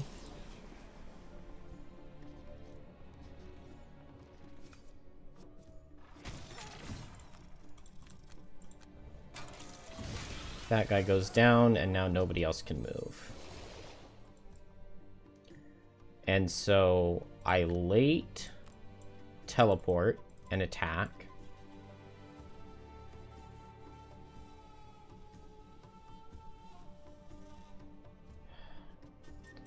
And then I could move Shadow with Wave of Anguish and Fluid Knight and attack. And then with Wave of Anguish, this would go here, this would go here. And then I'm ready to go for the Wave of Anguishes after that.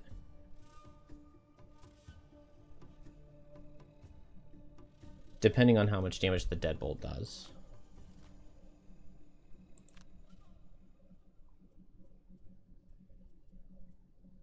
Wait. I want to go faster than them. I'm going to go fast here. This is going to be tough solo, but Deathwalker is definitely the best class for it.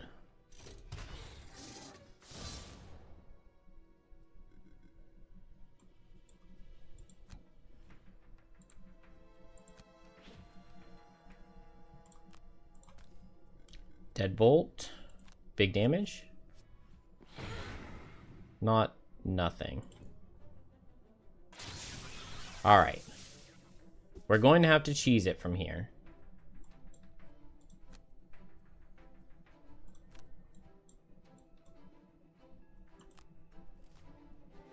Dang, they are attacking.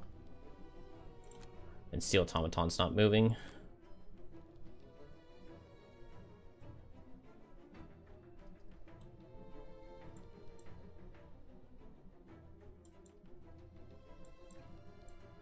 Okay.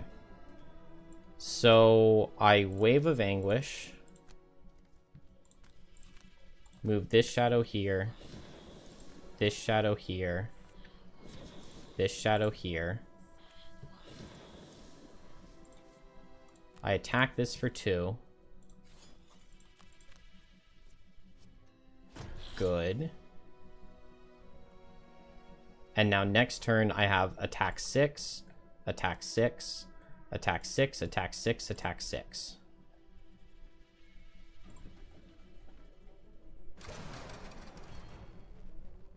Yeah, strengthen would be nice. Okay. Show me a -1. Of course, their challenge gives them strengthen.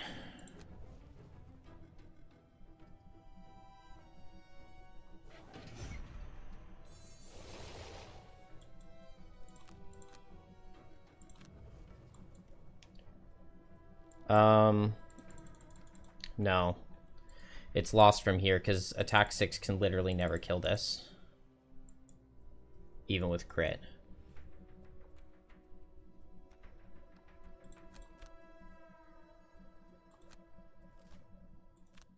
Even if everything else went right.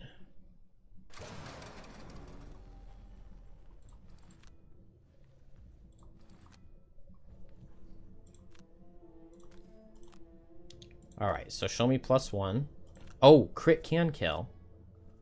Okay, we got the +1. We need to see a -2. Okay, there's the 0. So we can use the Spyglass thing on that. Now, this is guaranteed to kill. Just don't be the crit. Just don't be the crit.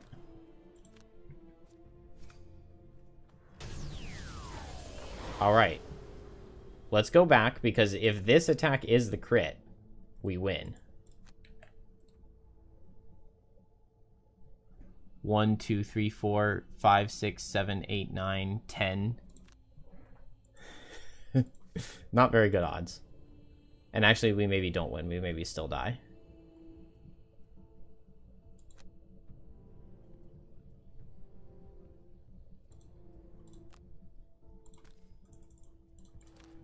Alright, power potions. This gets the +1.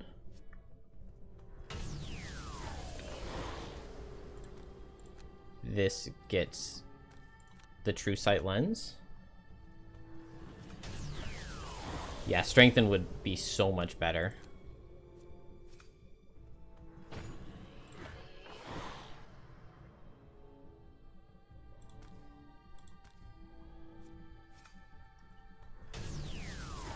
Alright, we just need this to be the crit. No. That's back-to-back attempts. This thing has six health left. Back-to-back attempts. It wouldn't have mattered because I'm guaranteed dead here anyway.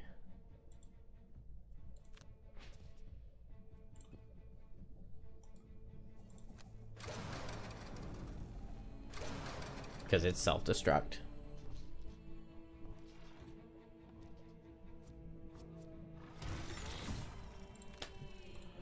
Oh, if I hadn't done the stupid challenge, they wouldn't have had advantage on every turn. See, I thought the challenge wasn't going to matter because it was when an enemy suffers damage, all other enemies get advantage on all their attacks.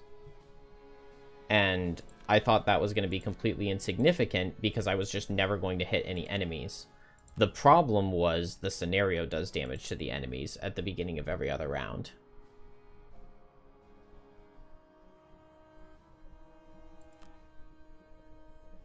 On normal level, it's doable. I think most levels are doable on normal.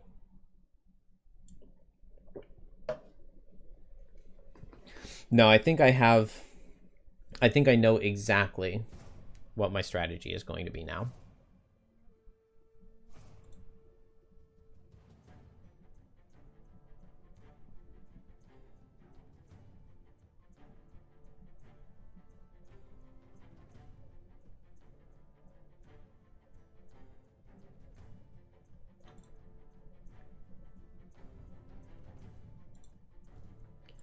Any Deathwalker cards to change?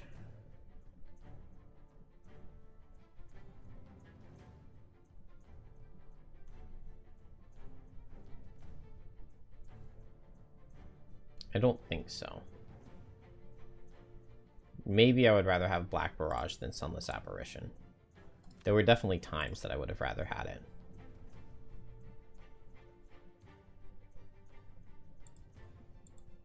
Let's just not do a challenge.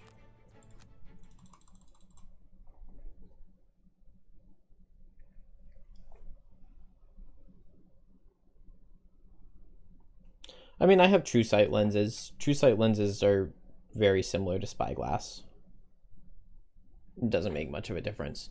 I think just both of the Spyglasses were taken. Also, if I go back to town, the difficulty goes up because Deathwalker leveled up.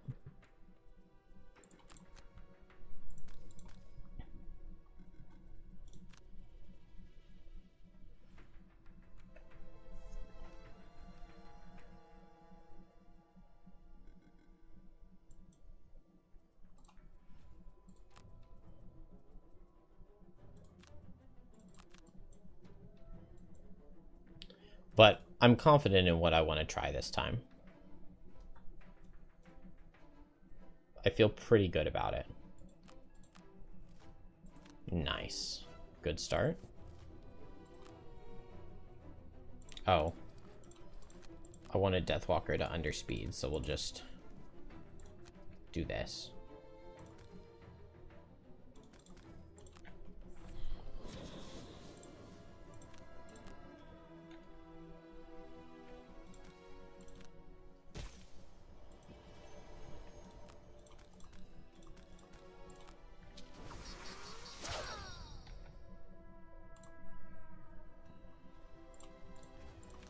And now we just don't really let things get over to Deathwalker.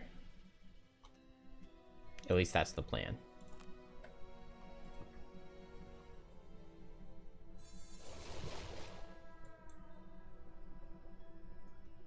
This would give me Wind and Leaf. That's fine.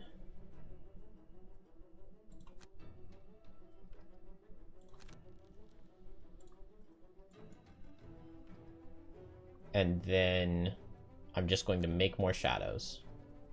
Is going to be my first priority.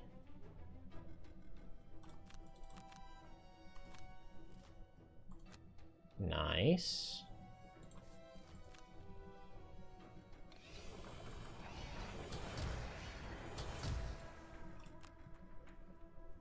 Can I use the dark?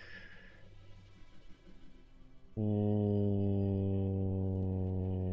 I can't. We'll just attack for 2, that's fine. The damage probably doesn't matter for anything.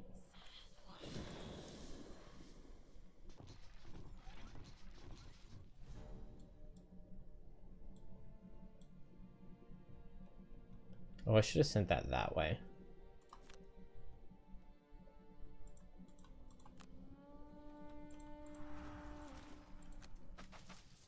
Move and make those. And so I'm making Wind and Leaf, so I can just move 3 with this. I don't need the Immobilize.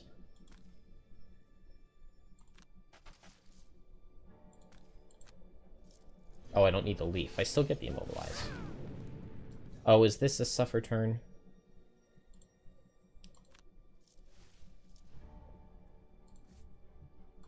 This should be a suffer turn, so we'll get right there so that we don't suffer. Good. Now, I can Boon of the Tempest.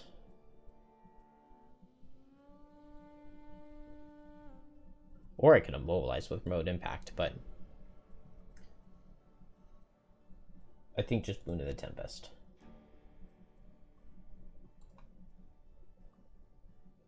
And do I just want to make another shadow? Let's just make another shadow. That was kind of the problem that I had last time, was that I just didn't have enough shadows. And now I have the problem of this guy being a jerk and self-destructing on me. So I could lose a card on Deathwalker here, or I can just attack him for 2. And I think I just go for the attack for 2.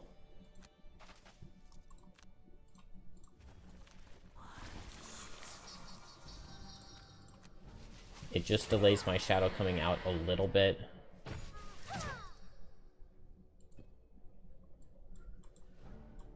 Which is annoying, but it would be more annoying if this guy self-destructed on me. Alright, didn't need either item.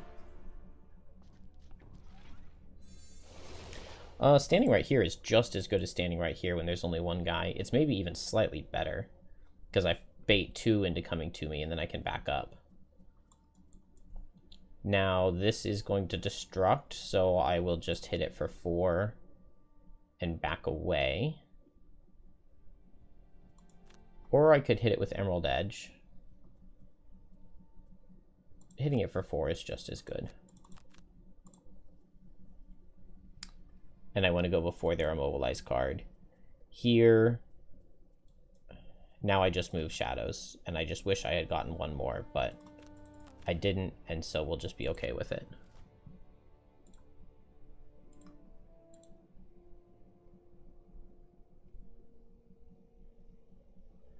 Better to start killing the generators than a shadow.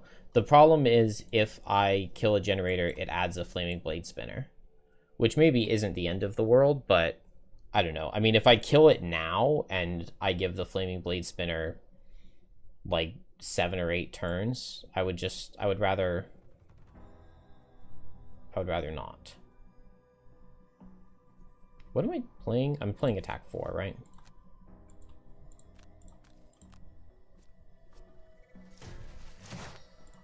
Not bad. I back away and I don't get got.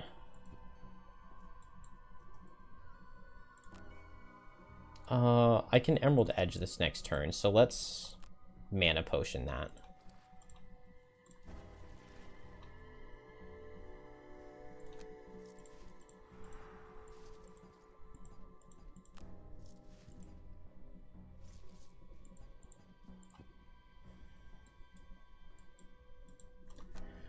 Move all shadows 3.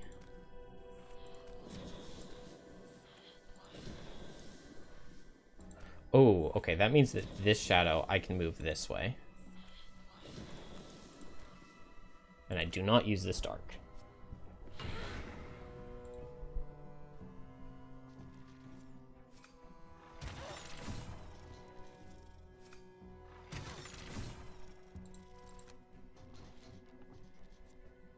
Beautiful.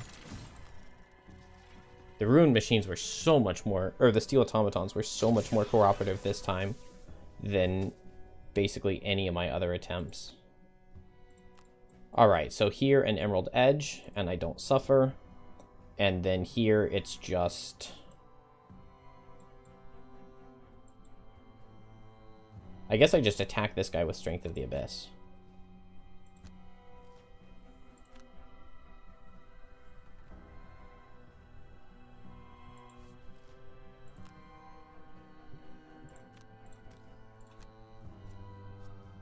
No, crit. I didn't even need to attack him because he was going to self-destruct, but it's fine. Ooh, nice. I can jump up here, eat both of these, and I get to keep my ward 5. Ooh. Okay. These guys are both low. Dude, this one is going so well.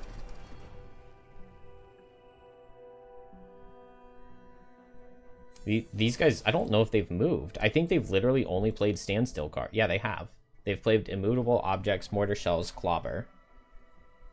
And that's it. Those are the only 3 cards they've played. In 5 turns. Okay, well, this is awesome. I can move here and remote impact. I can long rest. I've got armor. I might even save the ward. And then I can long rest.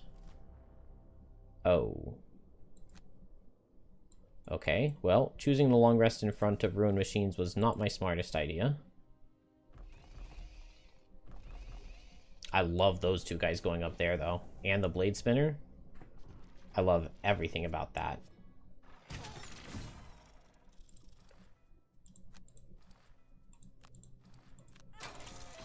Man, it took my ward still.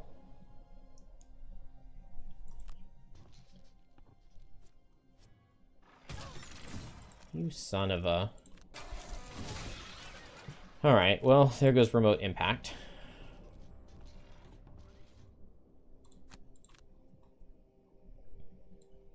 Torrential Cleave sounds good to play this next turn.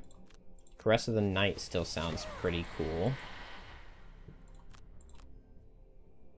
I want Call to the Abyss. I don't need Fleeting Dusk. Because I don't think I'm replacing any shadows once I...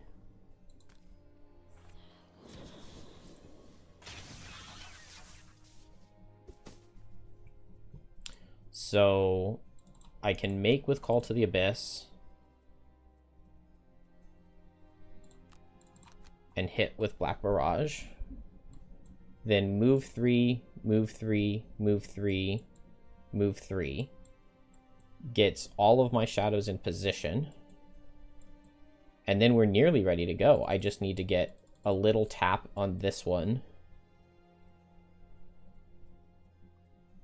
I guess by like teleporting up there and hitting with the Strength of the Abyss, or teleporting over here and hitting with the Deepening Despair. And then I need to get a couple taps on this one. But Strength of the Abyss will be the way to do that when the time comes. I could also help hit it with Infuser. So can I get a free... I could get a free Unstoppable Impulse if I wanted. So I could go 1, 2, 3, push, 1, 2, 3, and then 1, 2, 3, 4.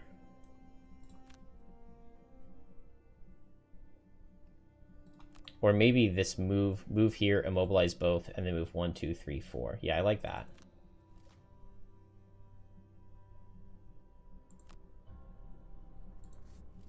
Because this doesn't use any of my stuff.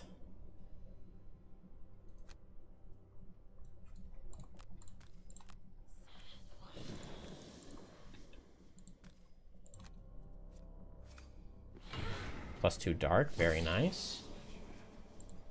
Infuser loves that. And now move 3. Immobilize. Is this an even or odd turn? This is round 7, so it's a spawn turn. So I can come down here. And I could turn the dark into leaf. What use would I have for leaf? I would maybe rather have dark. Although I get an experience this way.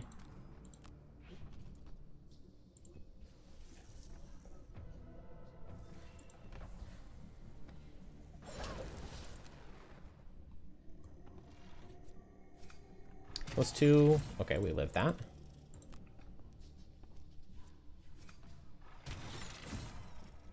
No harm, no foul there. Those guys are immobilized. It's working beautifully. All right, 1, 2, 3, 4. So we need to move 3 bottom. Yikes. Don't have one of those. I could short rest and drop torrential cleave, and then I could crystalline Aegis. That only works if they're not really attacking, though. I could use my items to get Unstoppable Impulse. Or maybe I just attack this guy with... I'll just attack this guy and just move in. Take my time. Meanwhile, on Deathwalker, now I can move shadows. And hit this guy.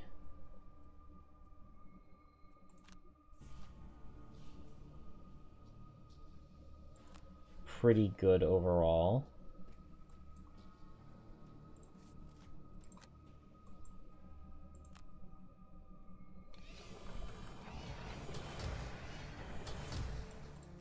Attack for 4 here. -1 will kill. Good.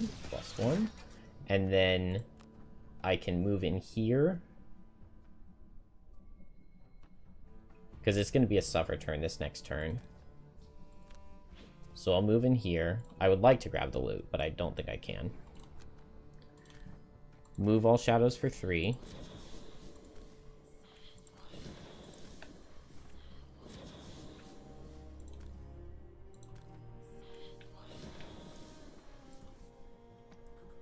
And we're just about ready.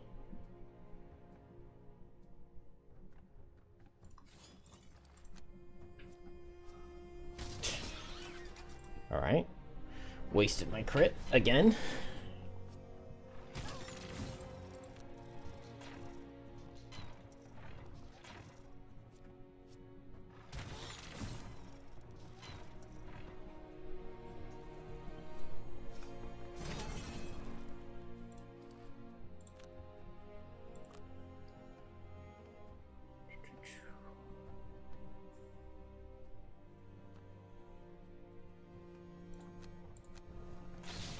I feel like I can let Infuser die here.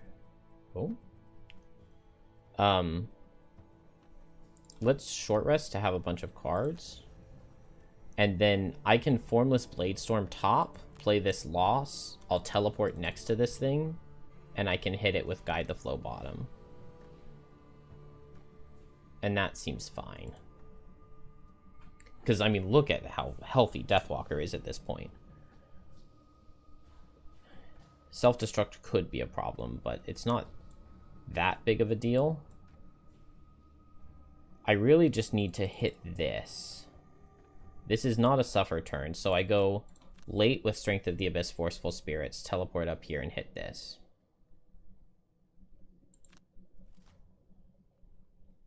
Latch on, nice. Now I won't be immobilized next turn. This is so good. I don't think I need any element here. No, I don't.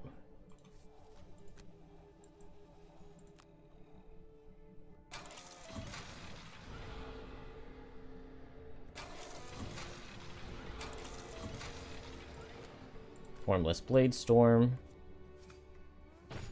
This will let me teleport. And then now we'll make dark. And now we get to attack for 3. And it does 4. And that thing has 7.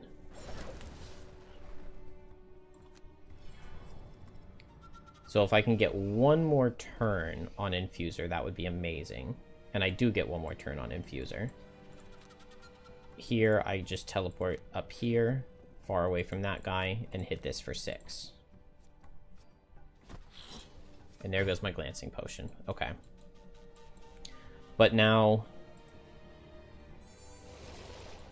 Man, I crit the turn before, and then I miss this turn. I can Wave of Anguish here. I think I short rest. I don't want to lose Forceful Spirits. It's my only teleport.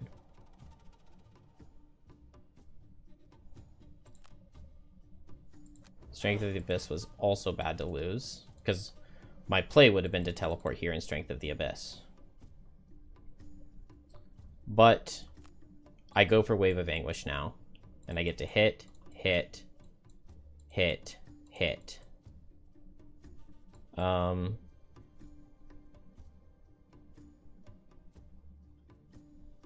And then maybe next turn I just Fluid Knight and hope I kill.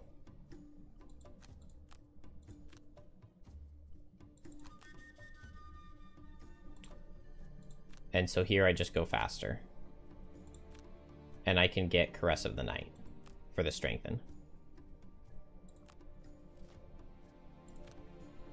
We have the Dark, so we just make any other element.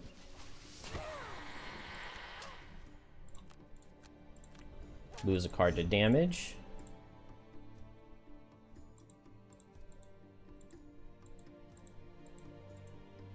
Oh, does the perk not work? Once each quest during order of initiative, after all ability cards have been revealed, create any element. Maybe it doesn't work if you're the very first character to go. Infusion Potion works, though.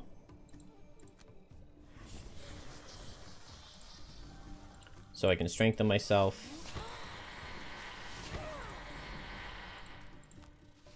Attack for 3 with advantage.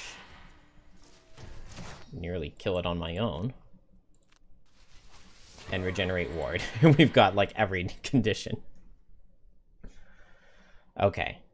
And now we power potions. And we Wave of Anguish. And we just don't miss any of these. We missed last turn. Good. 1 kill.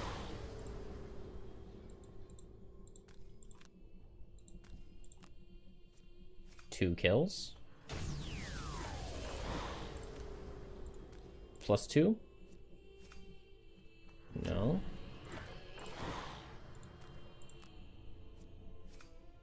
Good. And now one final attack, 6. Okay. No misses at all. And I can move a bunch of shadows for 2.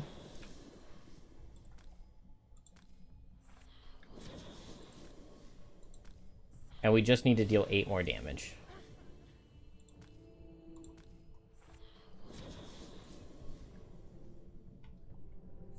Hey, Hero. So far, it's done very well. I mean, I always love playing Infuser, so I'm never going to say anything bad about it. But, I mean, I failed this scenario multiple times with Drifter and with a whole bunch of other classes, and now it looks like we're going to beat it with Infuser using these obstacles that she created. And honestly, she took out 2 of the sides of the scenario on her own, basically.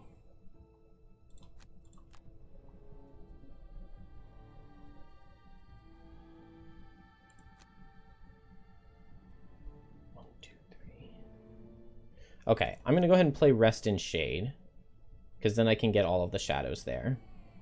Fluid Knight will kill with a crit.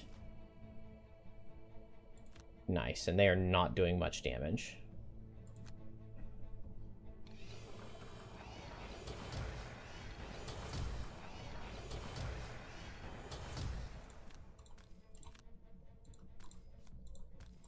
Crit? +1. Okay, now Deepening Despair kills with everything except miss.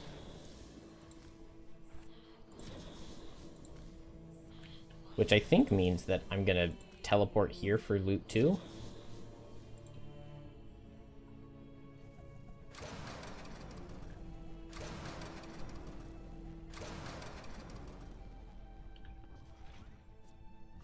Oh, what a -2.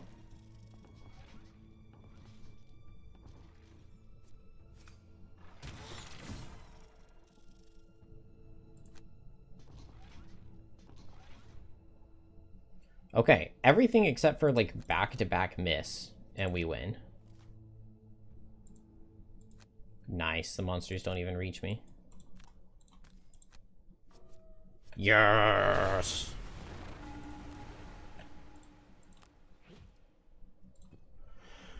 Oh, whew.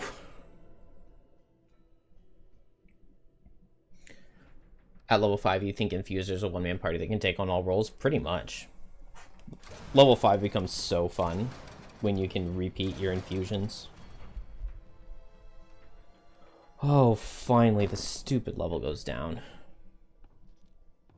We just almost never saw heavy footfalls out of the steel automatons. That's what it was. Although, I think 2 attempts ago I would have won if they hadn't had a challenge that gave them permanent advantage, basically.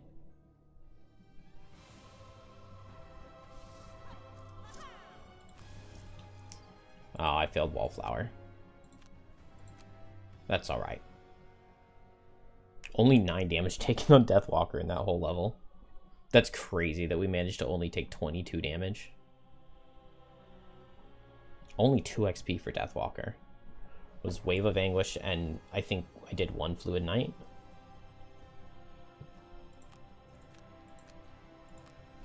Oh, finally.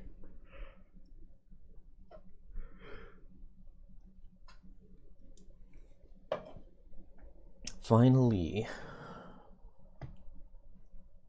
You aim true, and the orb cracks.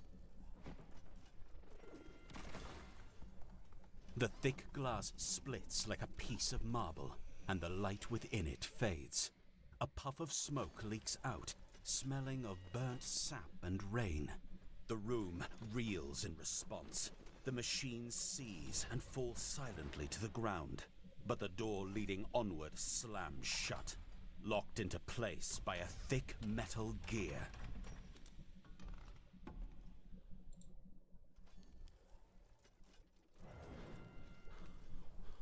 With the yellow glow now gone, you relight your torches and examine the door. In order to move forward, you'll have to disable the mechanism securing the sealed door.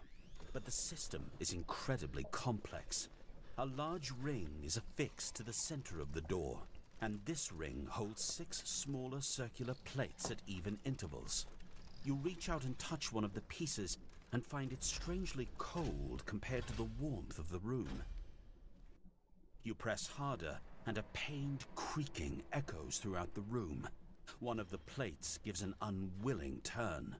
You press harder still, and discover the entire ring spins as well. You spend a great deal of time doing this, turning the ring and the plates into different positions, but beyond making a fair deal of noise, I've never read this part before, I think. refuses to budge. You look closer and see a number of symbols etched in the wall along the circumference of the device. Starting from the top and going clockwise, you see a skull, a scarab, a triangle, a moon, a star, and an anchor. They must mean something, but as much as it pains you to admit, without further context, you'll have to turn back for now. Alright, let's see if we can see that context. Terror has struck Frosthaven for each of the last few nights. Each morning, the populace wakes up to find another Orchid citizen dead, their heads brutally severed and never found. Citizens are You gather all of the... Oh, we get attacked. Yeah, it's from the puzzle book. This game's so hard, you don't know how I do it. I just, we're being attacked for 150? I just bashed my head against the wall until it works. Why are we being attacked for 150? Is every building in town being attacked for 150? Empty.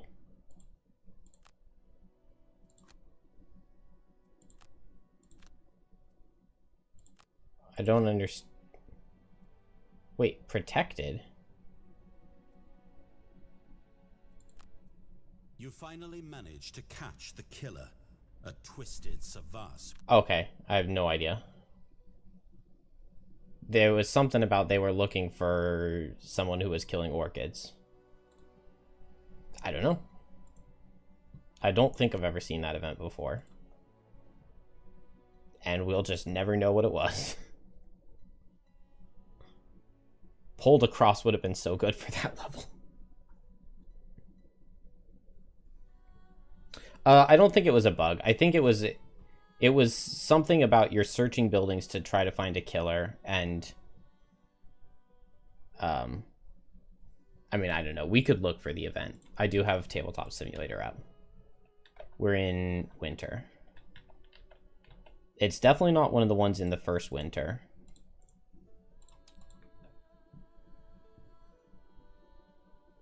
It's Orchid, so maybe it was added with the library.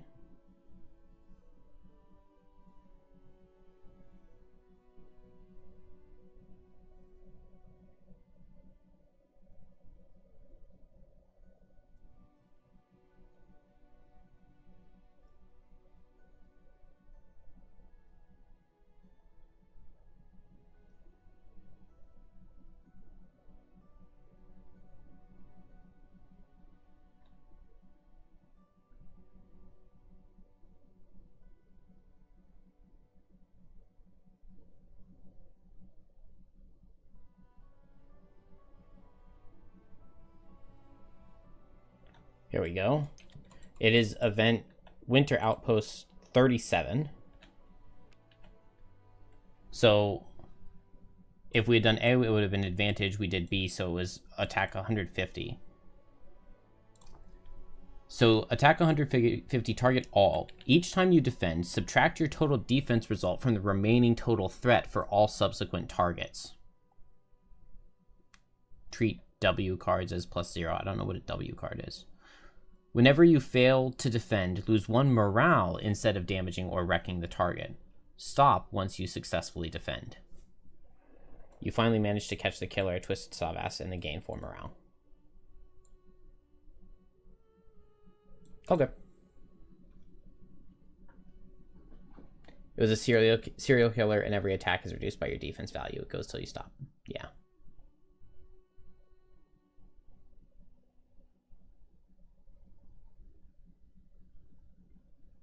Yeah, W is wreck.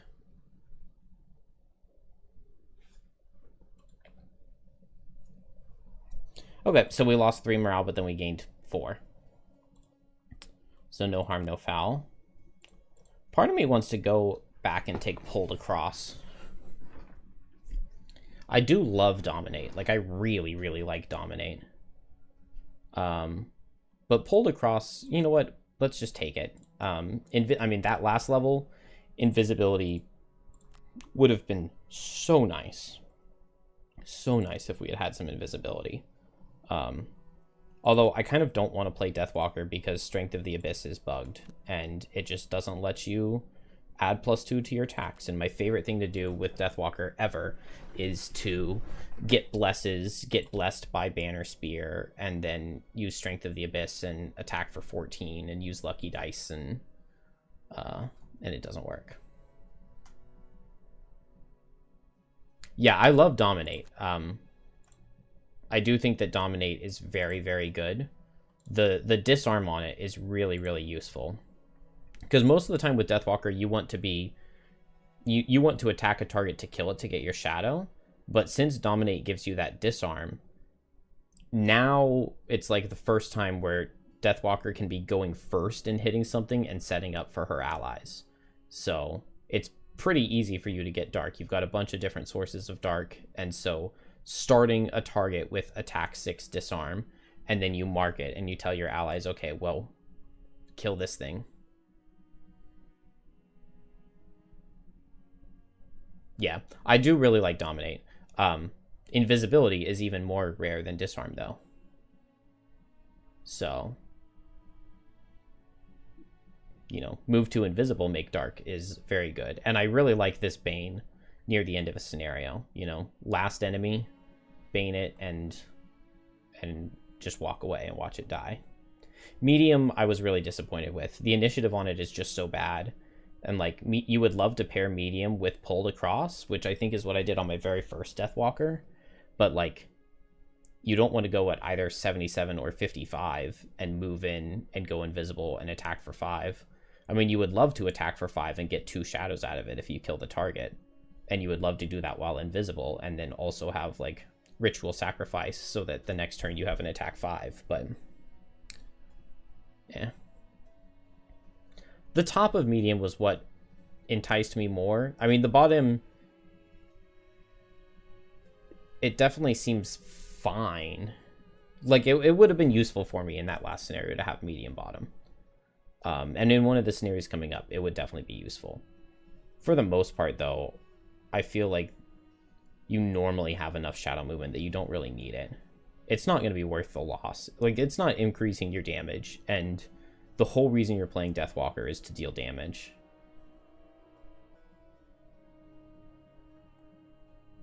Plus, the way I like to play it is, like, you spend a shadow every turn, and, like, you get 1 shadow, and you spend that shadow every turn.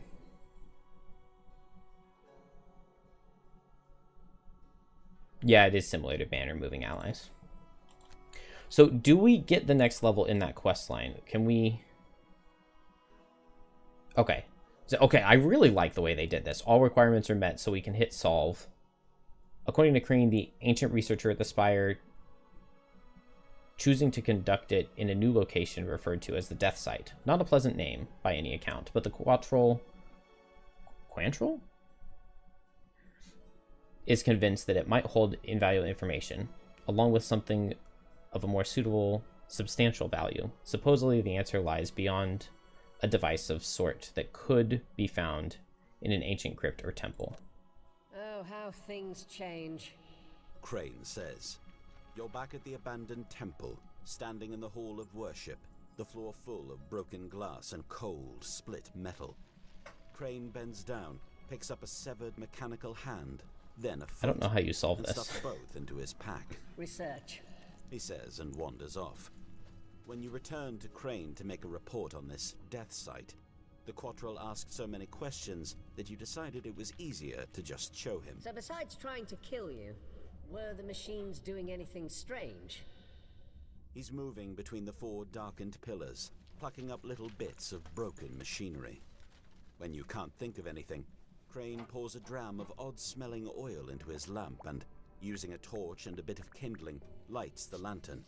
But its flame is a bright emerald green. As soon as it flickers to life, the room begins to react.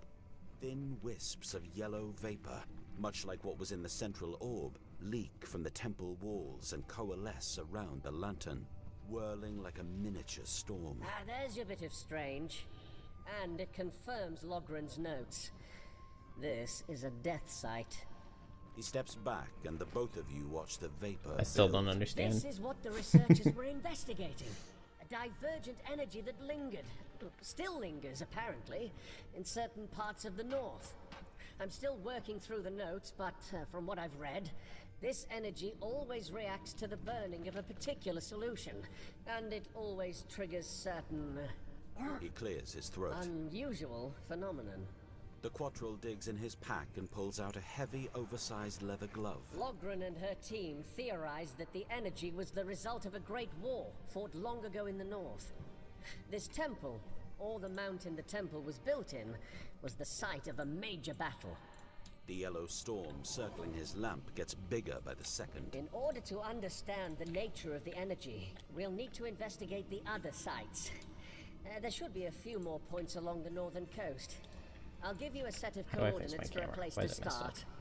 He hands you a note that simply reads 3M, 1L, 7A. You then watch as Crane pulls on the glove and, moving quickly, tries to snuff the lamp. However, when he reaches down, The green vapor attacks his gloved hand and tears at it with angry spectral teeth, taking out several visible chunks. As soon as the light is out, Crane rips the glove off and flings it to the far corner of the room, where it smolders a greenish smoke. Satha might be needing a new pair of gloves soon. Skull, scarab, triangle, moon, star, anchor.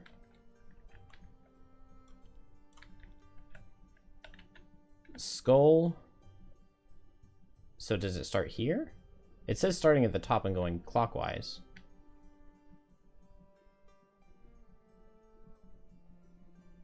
Yeah, no, I don't understand. Are you supposed to count that it's like 1, 2, 3, 4 for skull to be in the middle or something?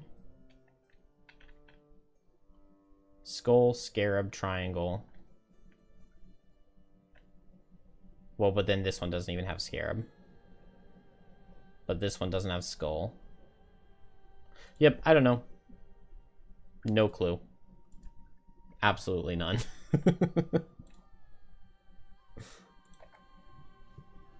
Doesn't bother me in the slightest.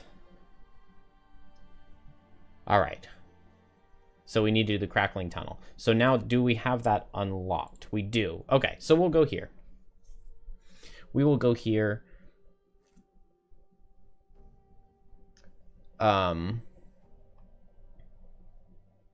Yeah, I also want to do the Tower of Knowledge, and the sinking ship is a level I'm not familiar with.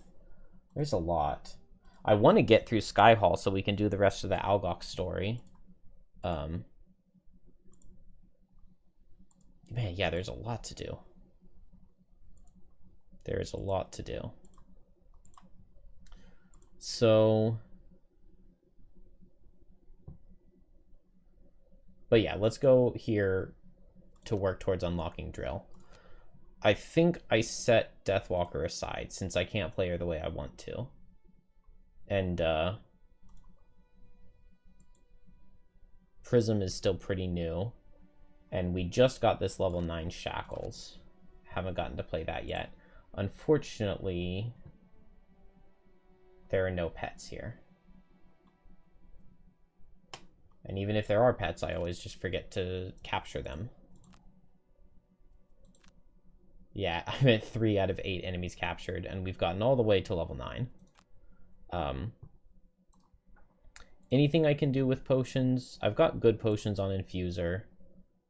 I've got potions on Prism, but I could get some more good potions here. So, Shackles. I guess there's Hammer Potion. Do I have the recipe for that?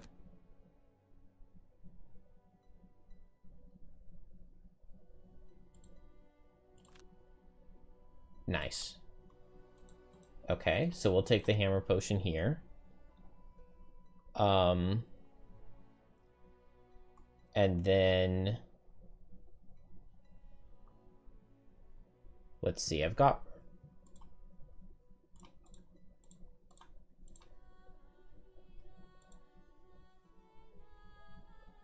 I believe I have Corpse Cap in the garden right now.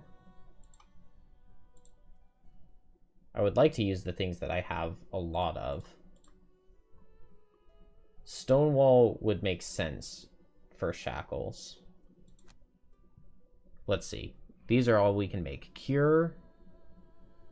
I guess Cure wouldn't be too bad. Expertise I kind of like. Oh, along with Explosive Vial or Super Explosive Vial. Oh, and Swiftness Potion, too. Shackle's movement can be kind of lacking. Let's grab this Swiftness Potion. Yeah, I like it. Oh, that's right. I have the Pain Simulacrum. This is a really good item. So would I rather have... I'd probably rather have Pain Simulacrum than Major Fire Shield. And I like Hammer Potion.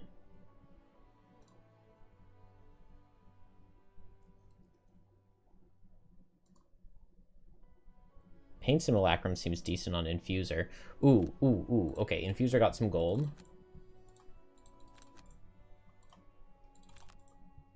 Let's go shopping. So we have a helmet that's at least playable.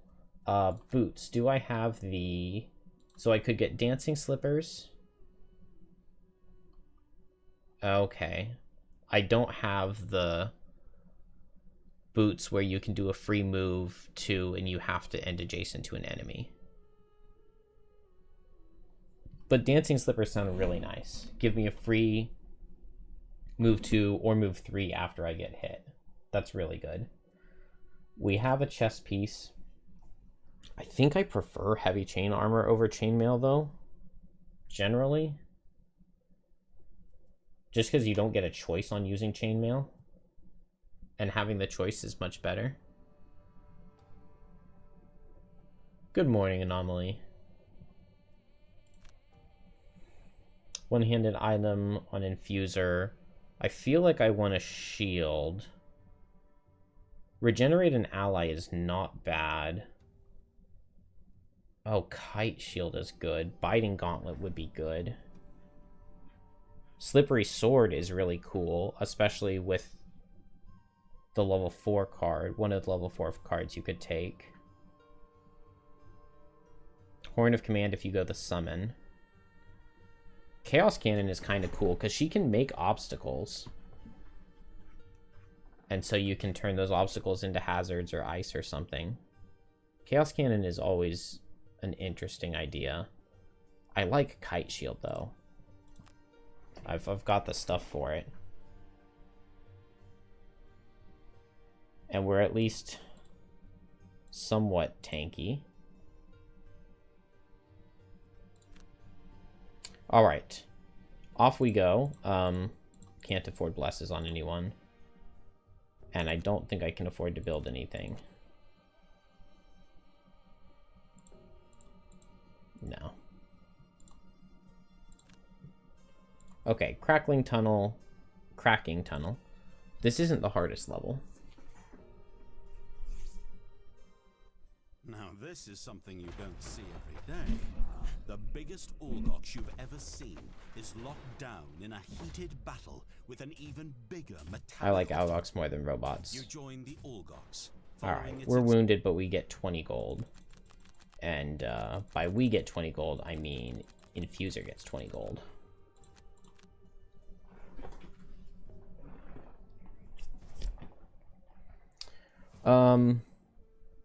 Venture further through the tunnels. I do not remember or know exactly how this level works, so we'll have to figure it out. I want Rising Momentum. I missed not having that move 4 or move 5 jump with Boon of the Tempest. I think you have to like discard extra cards in this one though, so I might not be playing Infusions, which is sad. It's very sad.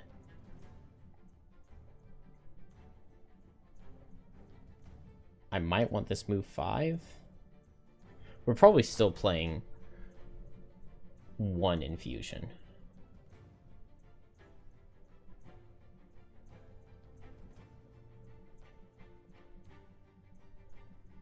Drop Formless Bladestorm. Although it's a good way to make wind for Boon of the Tempest. I need 1 card to make wind for it, right? It could be Guide the Flow, but that's kind of awkward.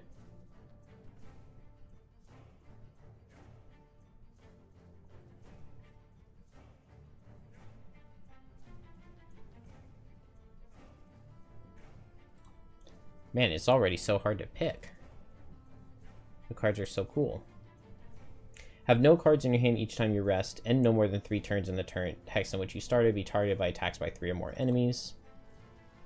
Never attack an enemy that's already gone. That's good for shackles. Remove a negative condition from yourself 2 or more times. 2 actions with losses in the same turn. Recall with... Do I have a bottom loss? Reassemble.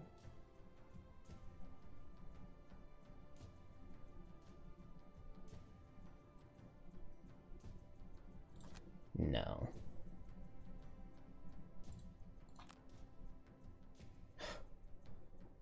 Frozen Numb. I don't know how we'll ever get that. I mean, this is supposed to be one of the easier scenarios. We'll go budget rations.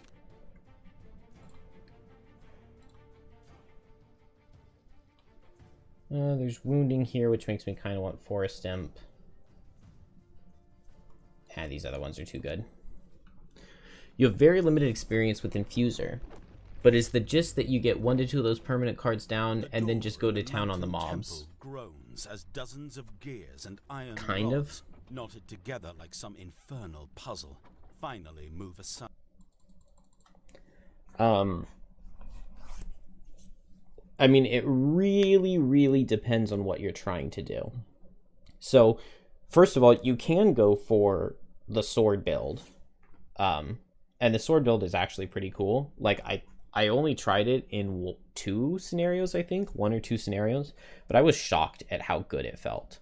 Where you just summon the sword. You spend Infuser's turns doing things like disarming enemies, brittling enemies, immobilizing things, pushing them away. You actually have a lot of stuff in the kit, which is really...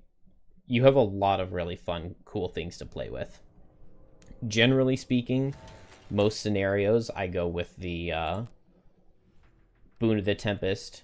Increasing your moves is just so nice. It makes you so flexible. And then attack 3 anytime you can infuse is nice. And then you always have to love the idea of adding Wound and Muddle to every single melee attack. And then being strengthened anytime you infuse. And then once you get the level 5 card, you just need Earth.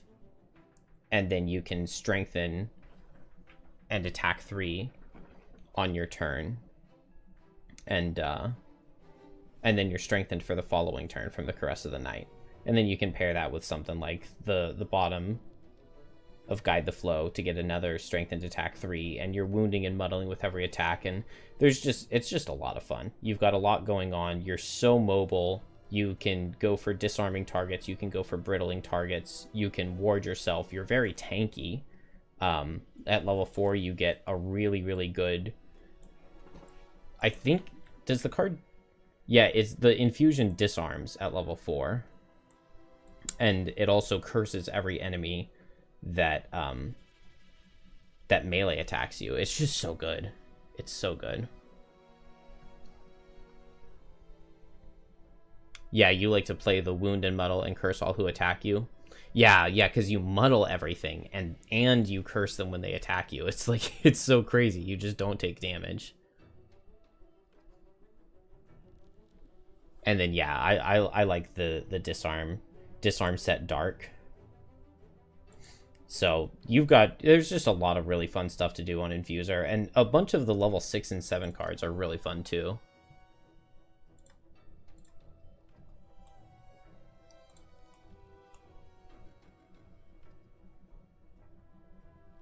So yeah, Gemstone Resonance is really good. Obsidian Spear is also really good. I've played with this card a lot. I love this bottom infusion on Obsidian Spear.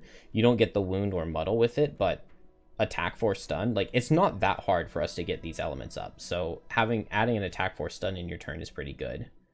Gale Barrage is not bad. It gives you a little bit of pierce.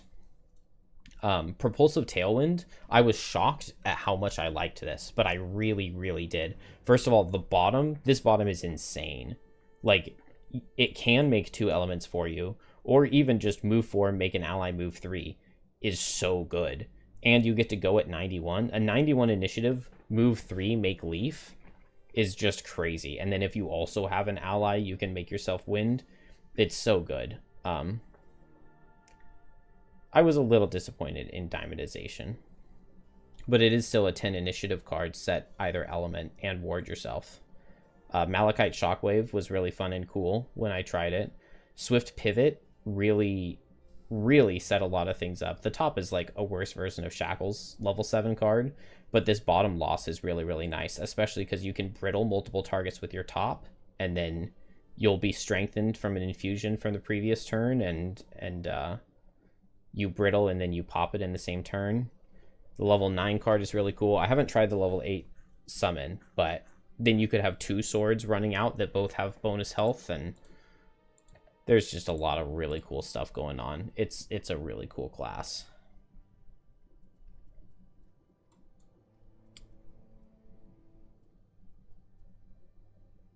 Man, I keep bringing Prism into machines, and then I can't play poison mode. It's okay. We're going to be in heal mode, I think, and bring out the mortar shells. What do we do in this level? All heroes must escape without becoming exhausted. A hero can only exit a room once all enemies have been defeated. A new room will be entered after all heroes have exited the previous. Okay. So we defeat all enemies, and then we can step on an exit tile, and it'll take us to the next room. And it's just 3 rooms, so this is definitely one of the easier scenarios. We'll summon the mortar shells. I assume when we escape, all of our summons escape with us. Just attack with the bottom of aimed assault seems fine. Or maybe he'll come forward and I can muddle him and make him suffer. We do have hijack. 1, 2, 3, 4, 5. Okay, it's range 4. 1, 2, 3, 4, 5. Okay, so if this guy comes forward, we can hijack him into his buddy. That's always really nice. Did I put the level 9 card in? Yes, I did. Yes, I did. So whenever you suffer damage, one enemy within range 2 suffers 2. Just really crazy. Let's put that on and have some fun with it.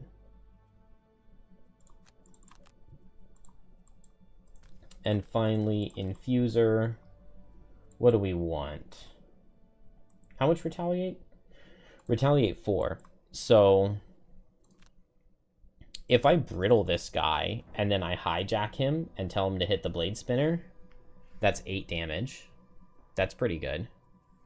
I could just go for a fast disarm with Onyx Shards. That's pretty good. I could move up, immobilize, and disarm. I like that. I get Dark and Leaf. And with Dark and Leaf, we could go for... Surely there are a couple things we could go for. Caress of the Night. Although I don't know how good that is in this level. It doesn't actually seem that amazing. Maybe we'll do Formless Bladestorm to get Wind and Dark. And then we can Boon of the Tempest. Okay, well, Disarm doesn't help because he's not doing anything to us. And the Steel Automaton isn't moving. A little unfortunate.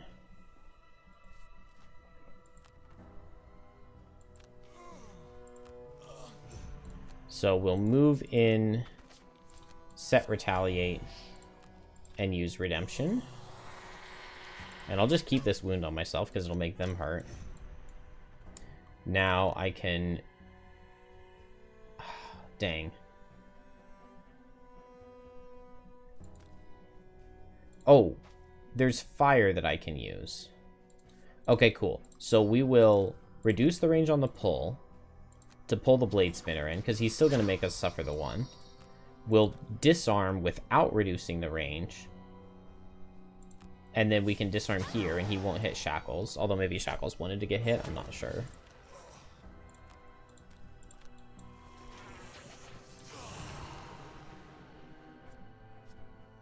Oh, he can't be disarmed.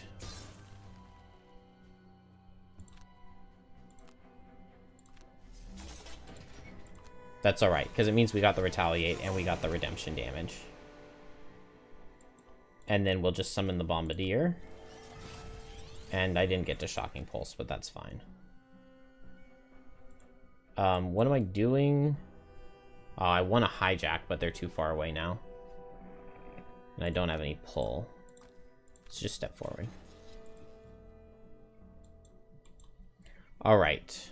I could brittle this guy. I could brittle this guy. Oh. I could brittle him and I could just reject the gift Hammer Potion.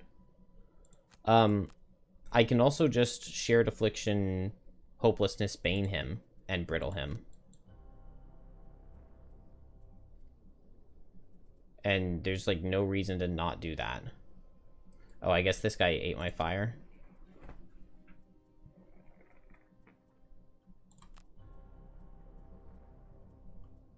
We don't need Boon of the Tempest. Oh, or I can Rising Momentum and keep the wind out. Move 3, Brittle. Boom. Done. Now here, I would love... Yeah, net mode would be really nice. Keep this Blade Spinner still. I could switch into push mode and push him away. And then he'll target my characters that are over there.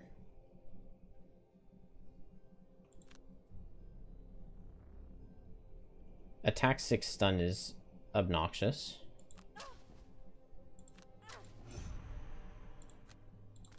Oh, but I got that kite shield.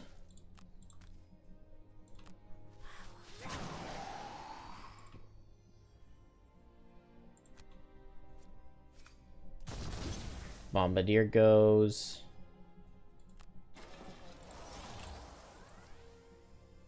Honestly, I don't even need to move him.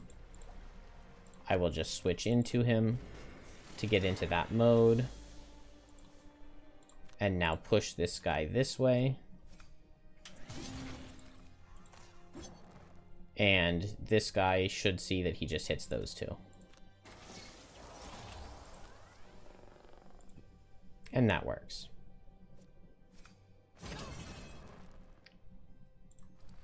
I will reduce the damage.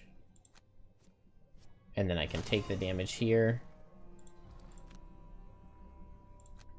And give it back to the Blade Spinner. And then I take a damage and I give it back to the Blade Spinner. And then I Bane myself.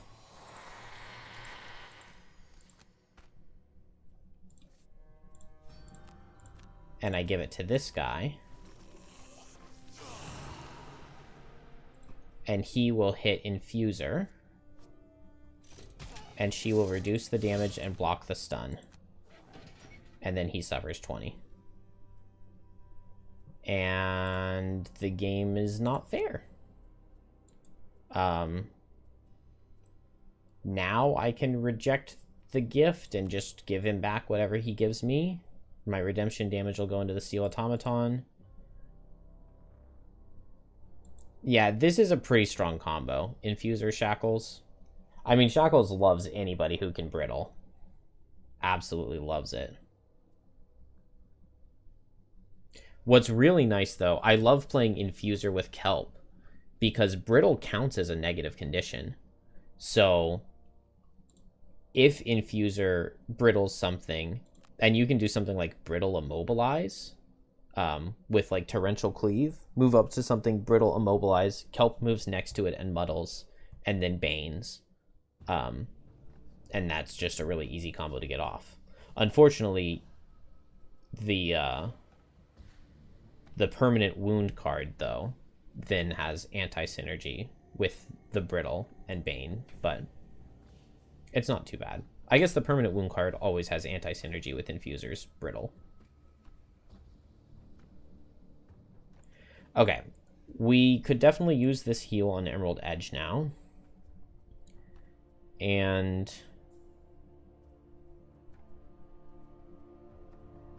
I mean, I don't really need to do anything with my top.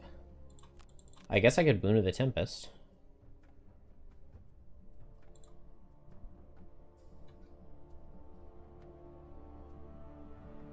He still has 1 HP, so abort and disgrace. You're right. You are so right. I can't even hijack him to make him hit his own ally. What am I doing?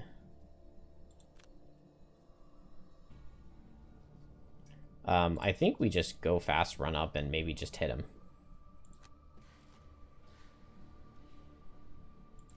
Nice, I get there before he retaliates.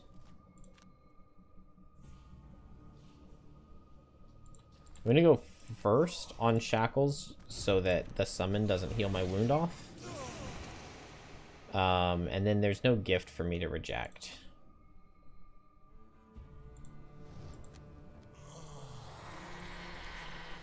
But that's alright.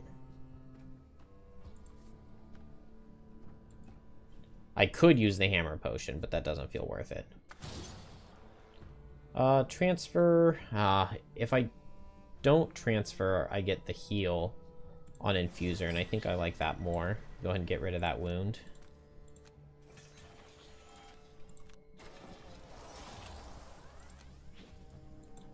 And now I can attack for 2.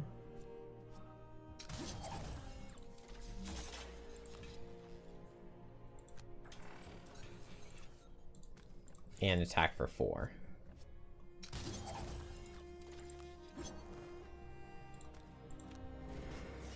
Okay, and now I'm back in heal mode.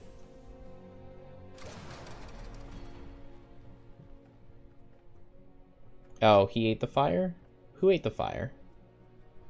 Shackles ate the fire. That's alright.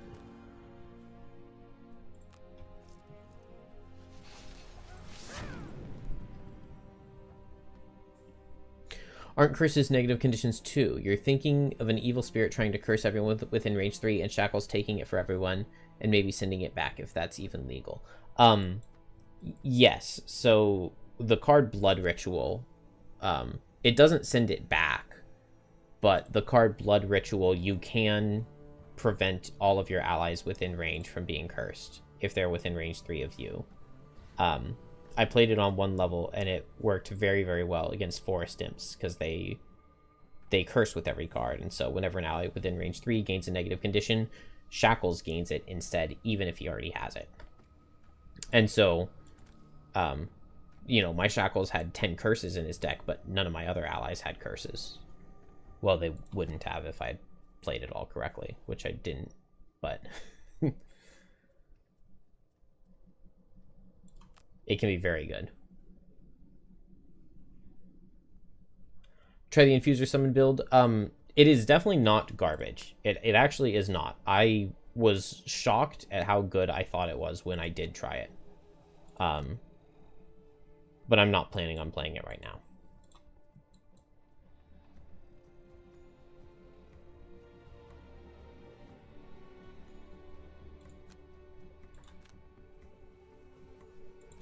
But I would say it performs better than you would expect.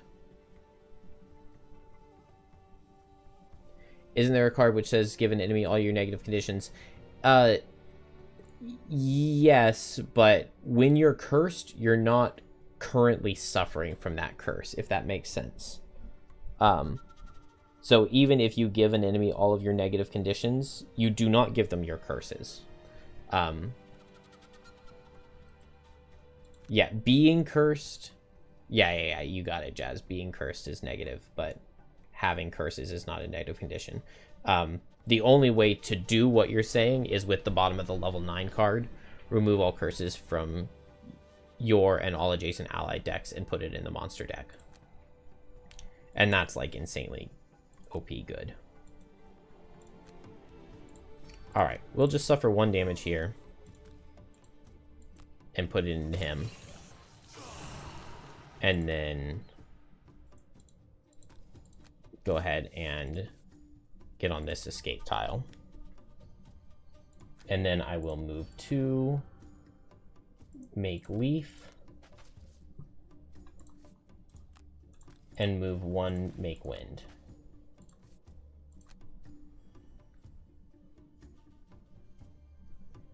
It is ridiculously good. I played a scenario one time with 4 characters, and the very first... Oh man, you don't get the loot if you escape. That's dumb. As a negative scenario effect, everybody started with curses, and so I literally just started the scenario by playing Redemption on turn 1 and giving the monsters 10 curses. I would like to pick up this loot, but I think we'll just go on. Oh, okay, it instantly moves us through. The tunnel falls back into silence. As you follow the path, The hum of energy crackling through the conduits along the wall intensifies. And then a snap. You jump back, and a bolt clatters to the ground. You turn to find a small garrison of machine... Oh, whoops.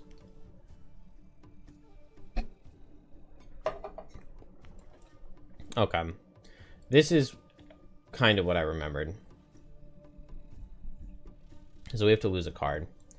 At the end of each round, all heroes or summons occupying or adjacent to any power conduit suffers 4, while all enemies occupying or adjacent to a power conduit heal 4.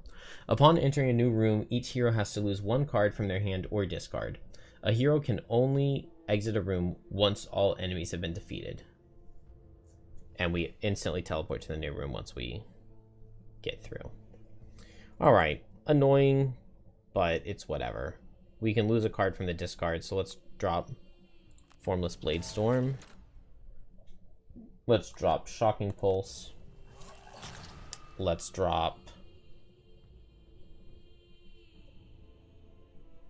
Line of Transference?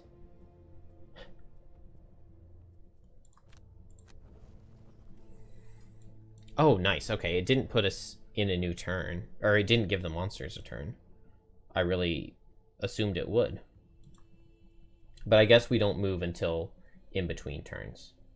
So that's good. Okay, I can't let them be on the things or they'll heal. These guys' multi-target's gonna be annoying. Did my summon die?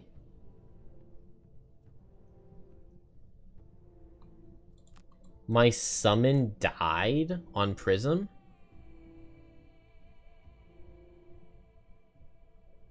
Yeah, that is a good reason to not take ignore negative scenario effects. My summon literally died.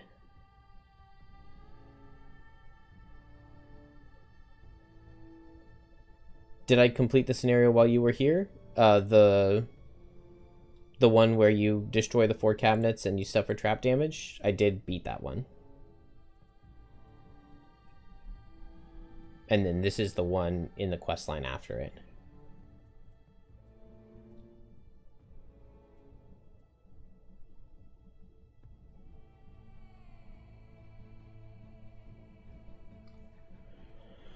Man, I cannot believe my summon died. Yeah, it does. I wonder if it was too far away from me, or if it... This is scenario 30-something.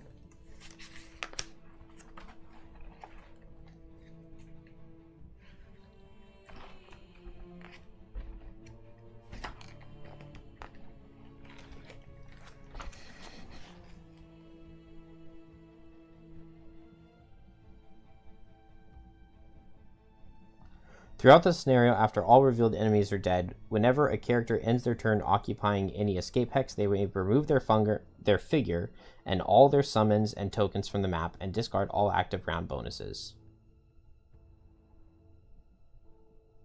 Whenever revealing a new room, place all characters in starting hexes and then any active character summons. So it was supposed to teleport my summon in here. I guess, so that means that Prism is, like, pretty close to useless. Pretty close to useless. But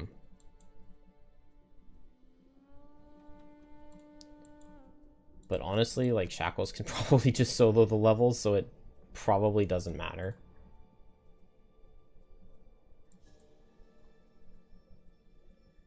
And having to lose a card every time you teleport over means, I mean, because we haven't even had the first rest cycle yet, and we're really low on cards now. We just need to get through this room really quickly. So I need to use all the resources I can in here, because then I can play Recall in the final room. This one. To get some of my summons from the discard. I'm so tilted. All right.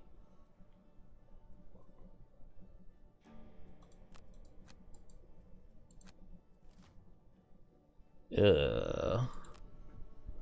I do not like this.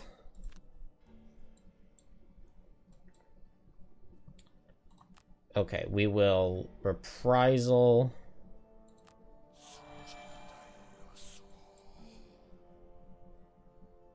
This guy's gonna move 1, 2, 3, 4, 5 and push me. So let's move in here. Get in deep with reprisal. And heal up.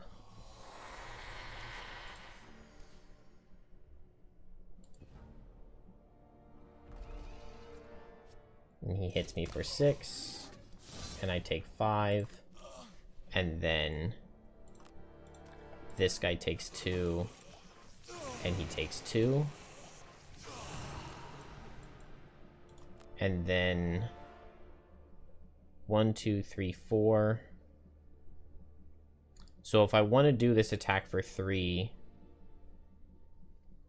I take an extra attack 6. Oh wait, but actually I can do this attack and then I can just use the Snow Imp. Like I said, I want to use all my resources. So I can move Shackles in, Infuser out, and Prism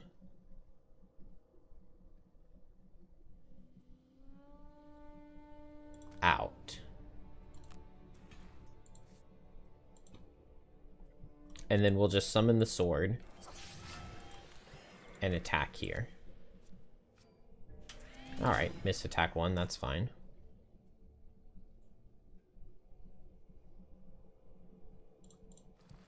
We're gonna get hit, so let's just go ahead and pop this.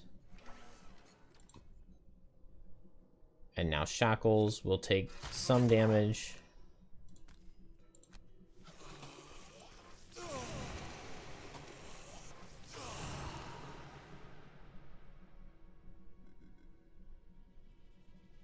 Can I use the Pain Simulacrum? I suffered 6.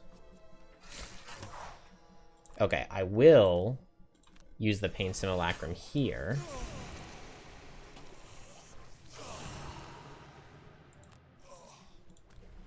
Oh, okay. It didn't give me the option to use it. Still, that redemption did a lot of damage. Now, I do have to short rest, I think.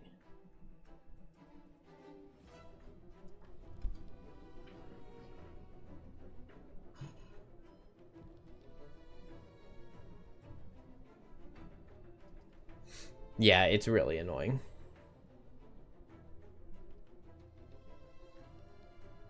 Why are the enemies red? Because they're bad guys. Someone's missed from teleports is missing from scenario to scenario. 21 had an endless amount of complaints about this. Deathwalker Shadows even more so. Yeah. Yeah, I don't understand how so many of the levels are so messed up with that. You had a mission yesterday where Bone Shaper summons were attacking immune enemies when it says they should not draw summon focus. But not all summons attacked. It was sporadic. Interesting. Is that scenario 5?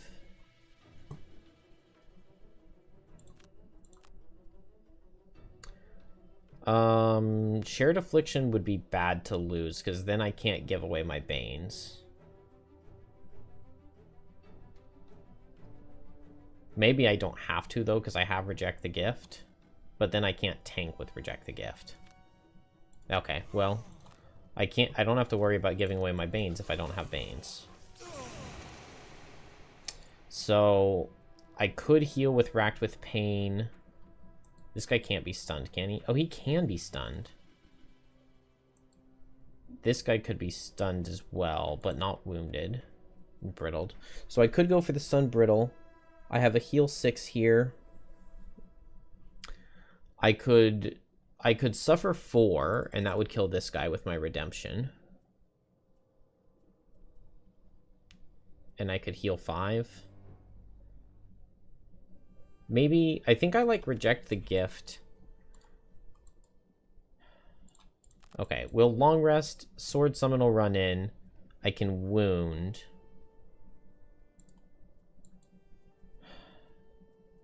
I want to save Reject the Gift for Hammer Potion on this guy while he's brittled.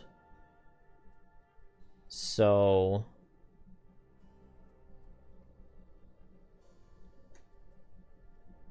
maybe it is as simple as just heal myself and burn at both ends.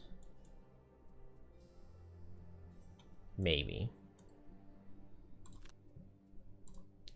Infuser. Do we long rest? Do I have armor? I didn't use all of my armor.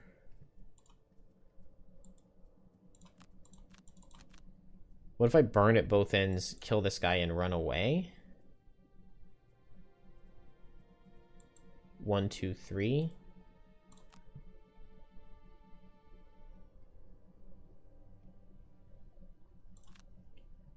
This guy has a couple moves that would be enough to reach me. Man, I don't have any good move cards on Shackles now. Oh, but the sword's going to be over there. Cool. Okay, so then I can long rest. And this plan works very well.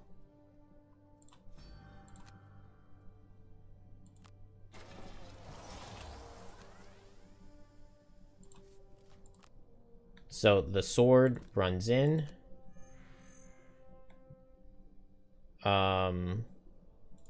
I can even do an attack 2 right here. Oh, that's beautiful. And now I can move it over here, and it's not going to wound Shackles. Although maybe wounding Shackles would have been good.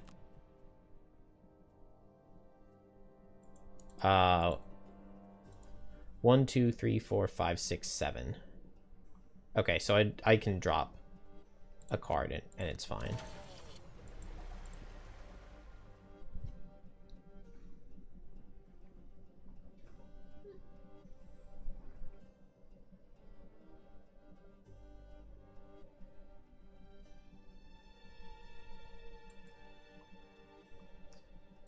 And now I can just suffer 1 with this.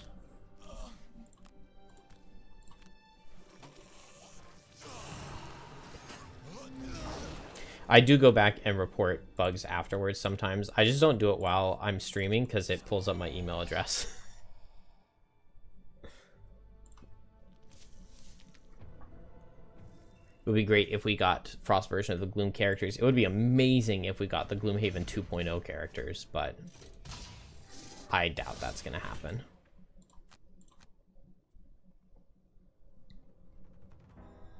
That would be an insane amount of work.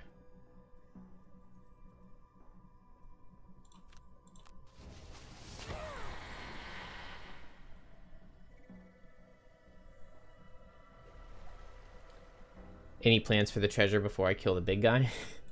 I can still get the chest after I kill him.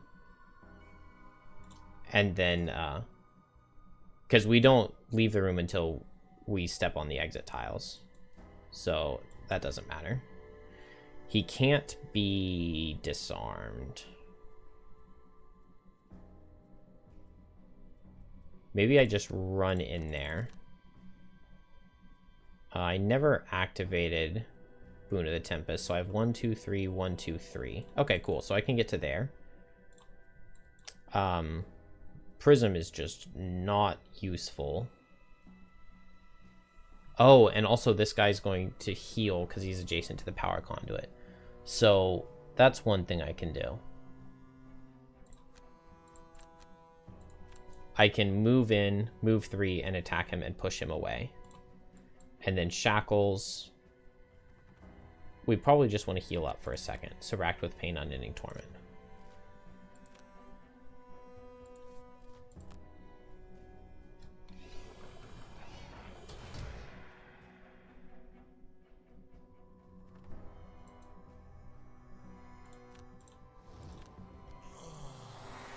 Heal 7, heal 5. Oh, I still have my potions too.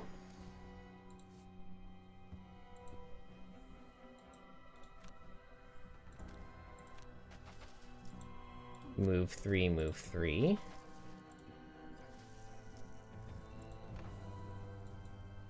And move 3. Attack him and push him.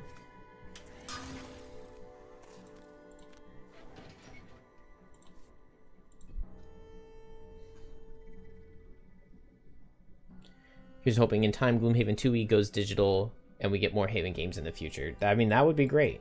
That would be great. I'm not going to hold my breath on Gloomhaven 2e. I mean, it seems it's just so similar to Gloomhaven 1. I have a hard time imagining that happening. But I would love it. Man, I wish I could pull him in. I guess I can brittle him this turn, though, and there's no downside to that. So let's just go with Emerald Edge at Emerald Edge's speed. And then I can potentially move up and reject the gift. But I don't have to at all.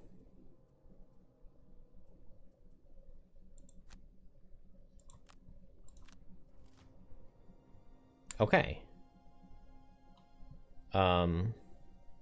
Except he's faster. That's fine. We'll just move here, reject the gift. He'll attack me. Hopefully he goes here and not on the chest. Oh.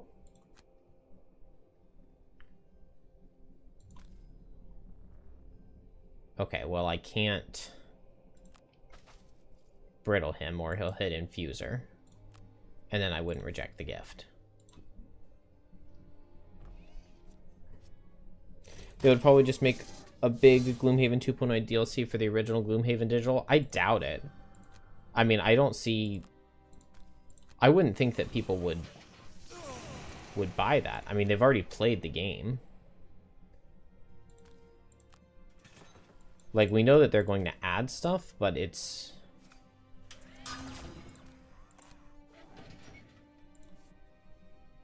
It seems to me like it would be a really hard sell to try to get people to...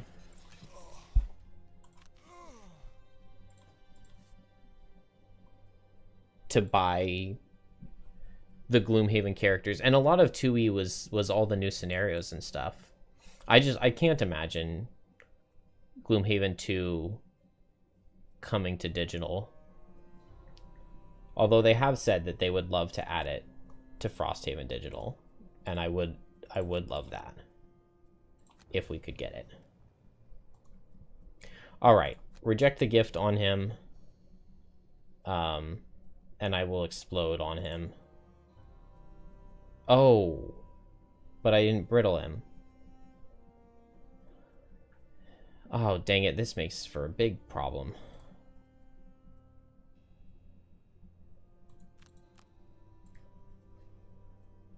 Wait, so how am I hurting him now?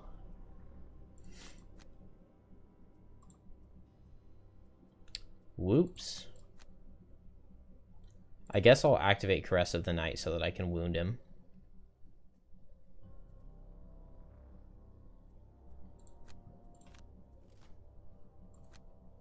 Dang.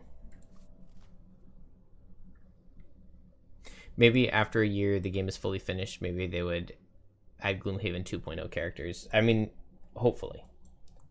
Hopefully.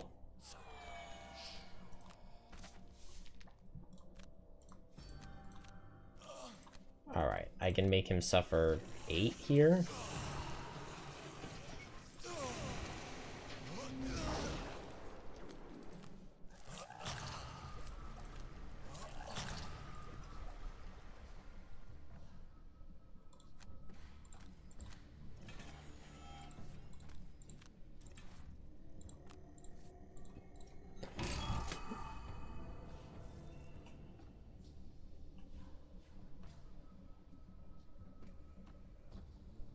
Yeah, it really depends on the sales. Yeah, I mean, I worry that Frosthaven Digital isn't going to sell as well as I would like it to. Because obviously I really like the game, and I would love to see it do really well.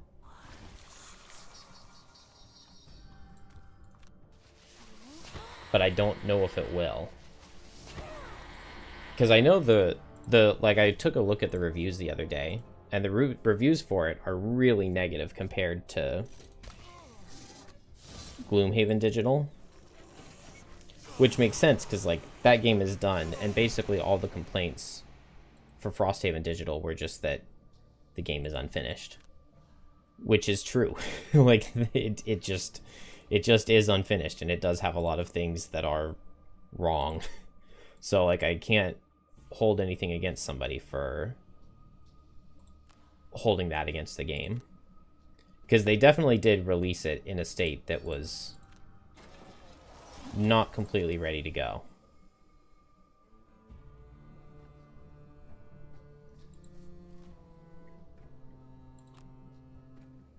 After order of initiative, all monsters consider you to be first in initiative order when determining the focus for the round. Okay.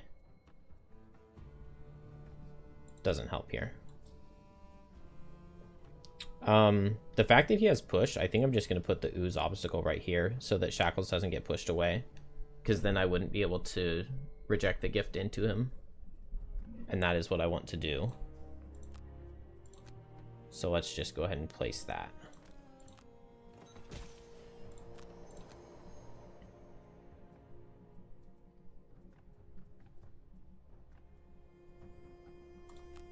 Don't need remote control.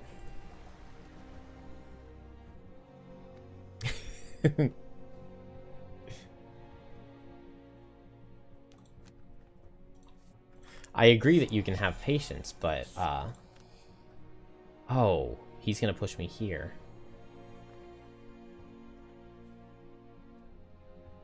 Okay, not if Infuser stands there, though. So I won't Hammer Potion. I just attack him so that he gets wounded. Nice advantage, -1 miss.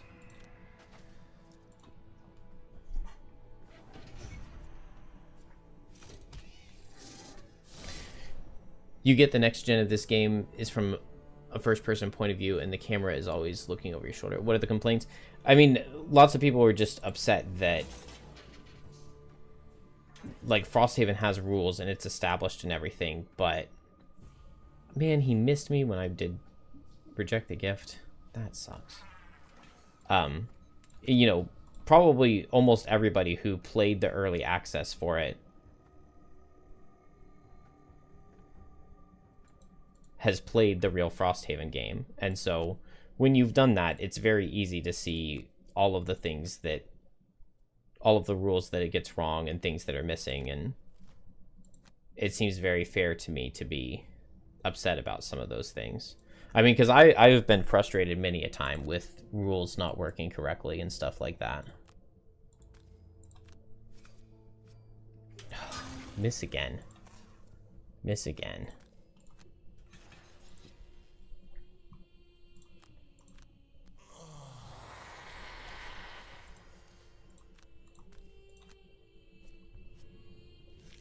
I was hoping for a curse. We just can't kill this guy. Because, like, the time I go for big damage on him, he misses me. He would have died if he had just pulled a 0 on my reject the gift. You wonder if they did add 2E classes, how they'd go about unlocking them through the campaign? That is a good question. You've never understood why people leave poor reviews for games having bugs and being unfinished when they're advertising it's in early access. Makes no sense. It's just been a big change in the industry, I think, because, like, the game is definitely, like, it's exactly what they say it is. It's in early access, but that doesn't, well, I don't know how to phrase what I'm trying to say. I'm to the point where I'm, like, really tired. And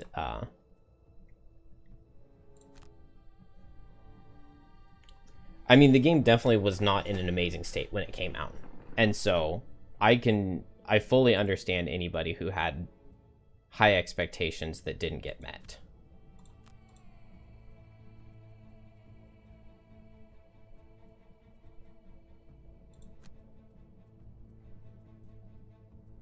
Man, I really can't do much of anything here.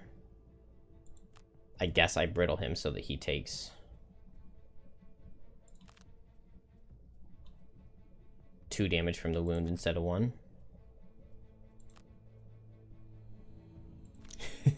Thank you.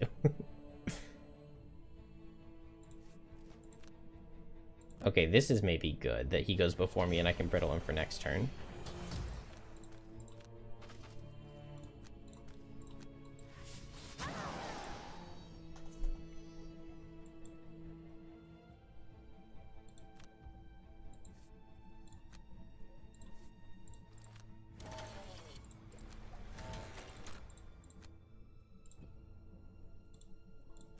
Alright, I should have just hammer potioned that reject the gift, and we would have saved like a full rest cycle. But now I can just kill him with burn at both ends very easily.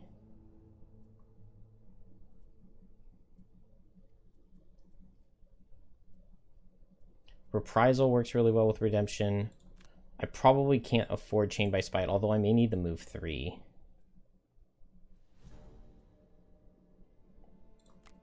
Yeah, no shared affliction. I can't bane myself anymore. Okay, so burn at both ends, and that just kills him. And I can Unending Torment to heal, and then escape. And then we just go after, and we escape, and we keep the big move cards. And we 1, 2, 3. Dang it. Oh, okay. We can move 4 and escape. So everybody can escape here.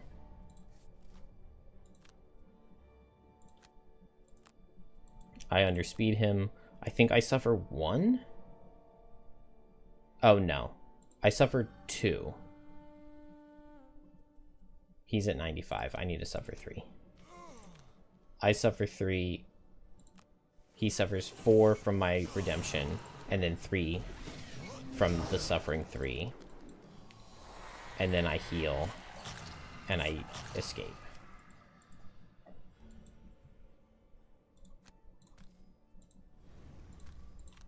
We keep the wind active, and we escape, and we move 2, and we move 2, and we escape. The crackling escalates as you move okay, this final room until is the very not scary. air seems charged. Good. Rather than threatening, though, it is welcome. Your muscles ache from the exertion, and the energy in the air lifts you up and keeps you going.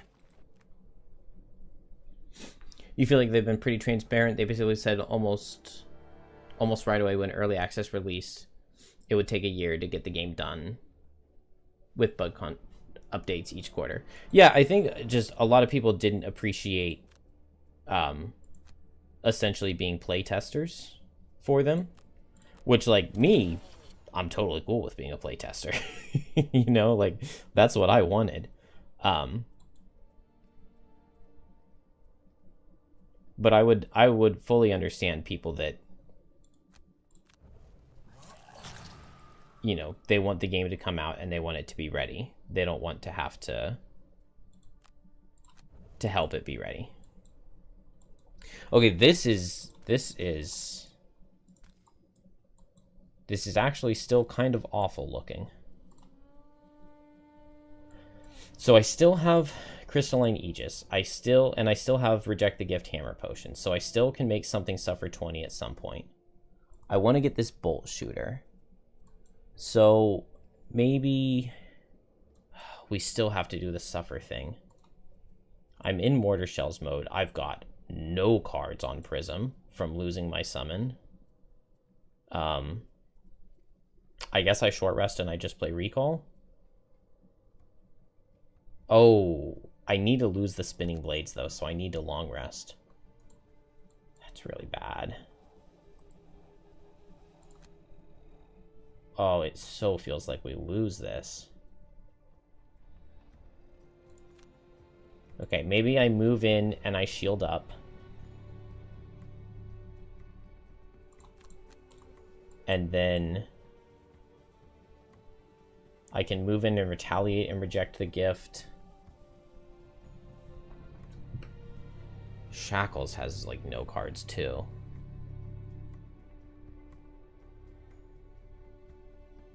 Could heal with Reprisal. I could move in and set decent Retaliate. But then my health is really low. I do have shields. I do have Deathproof Charm. Okay. Let's go for that.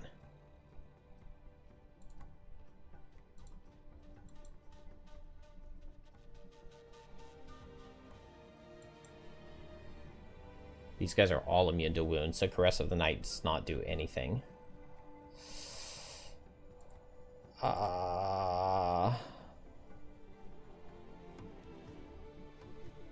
Furthest away. Actually, I'd rather go after them.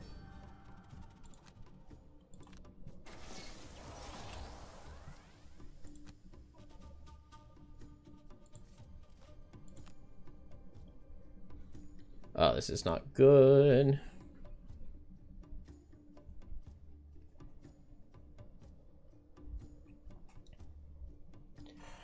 Do you just play the Brittle card until level 9, or does it eventually get replaced? I feel like I always used the Brittle card. It's just really good. As long as they continue to support the community and fix bugs after they fully release the game, you bet Frosthaven Digital will be in an amazing state at this time next year. Yeah, I think it will be. It will be. I mean, they've made really, really, really good updates and changes to it so far. I just hope that they are rewarded enough that they will want to continue with that.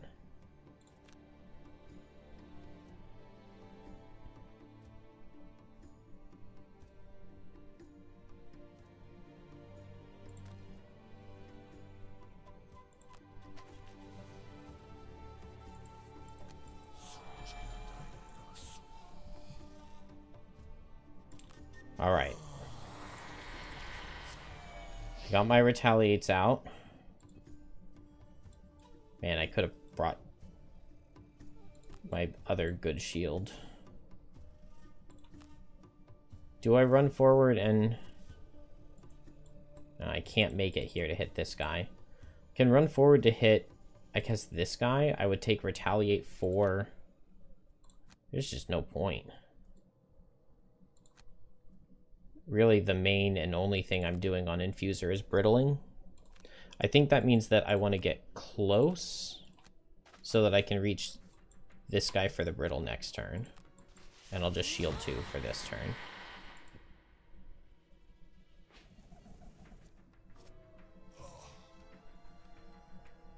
I want to take damage.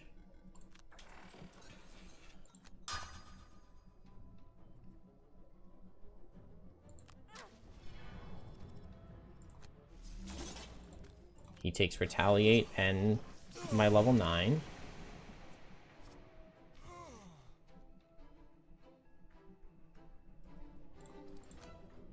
He takes Retaliate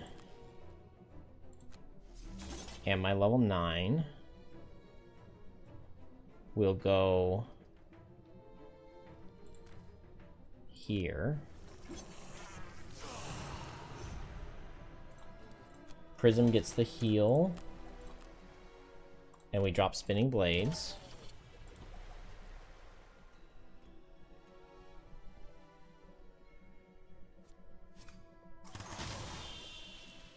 Six damage, it's fine.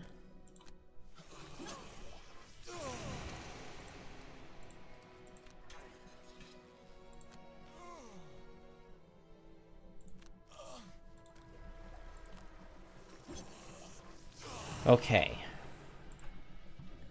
So, we're currently alive, but not for long. I have Reject the Gift, so I could move with Chain by Spite, move here, reject the gift, run in Brittle. Crap. That doesn't kill this guy. And then I have the Suffer 4 thing from being next to this.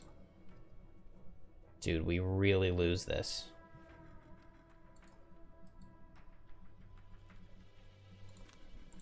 This guy has Retaliate 5.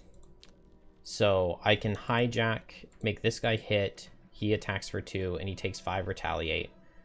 And then I can hit with Faceless Entity and push, and hit with Faceless Entity and push. And I don't take any retaliate, and they take some. But I've got no health.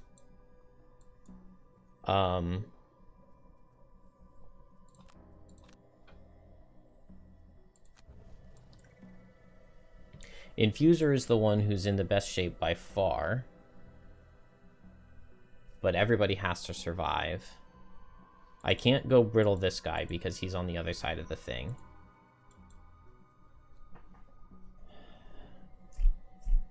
No, I don't think I can do it.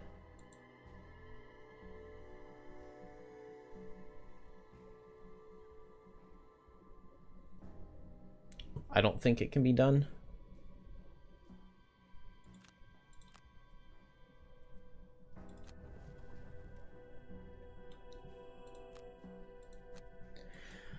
If I'm right here... No, it can't be done. Because the only thing I can do on Shackles is move here with my move 3 and reject the gift. Then I would have to use my Deathproof Charm to not take damage from the power conduit. And then I just have one more turn and it has to be moved to escape. And it means that I can't get hit by this bolt shooter, which means that I would need it, like, dead. But Prism, unless these guys aren't attacking, that could maybe be okay. If they aren't attacking, then I'd rather play Recall. And then over here, I can run in and brittle this guy, but he never dies. Then I could maybe kill him on the next turn, and Shackles could maybe long rest, maybe? But then I can't kill these guys fast enough.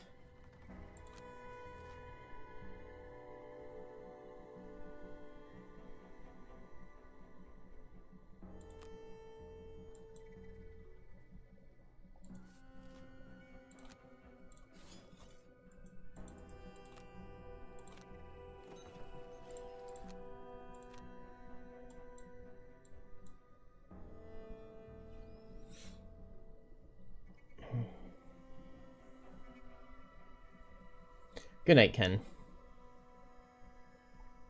In Gloom Digital, you would run into Sun Demons needing what seemed like a minute deciding to take their turn. Yeah, they took forever to process what they were doing.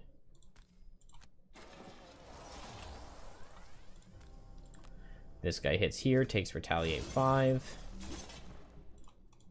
I hit here. And then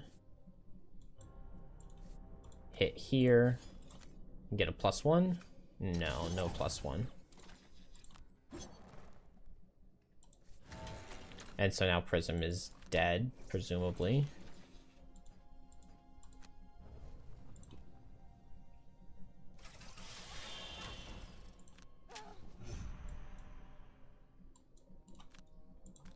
I run over here and brittle.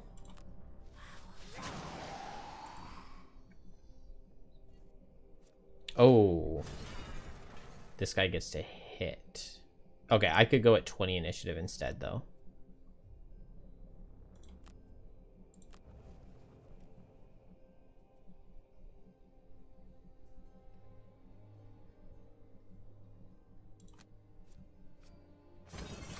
That was weird. Why did it do the Pain Simulacrum first?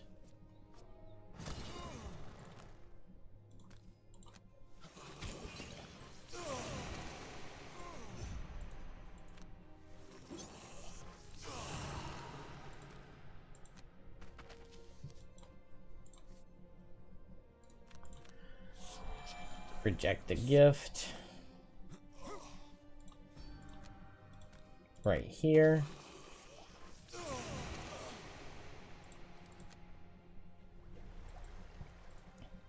Yeah, but now I always die to this. But if I go at 20 initiative last turn, it's different.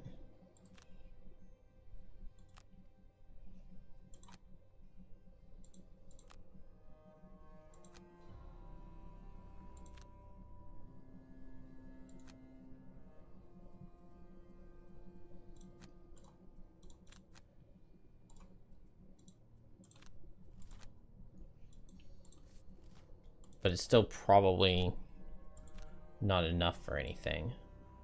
Although they did get a miss.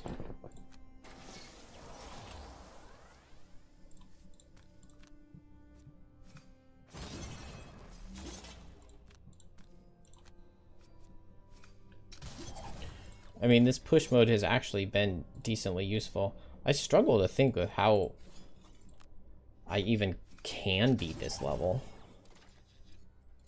Because it's not like anything went super badly.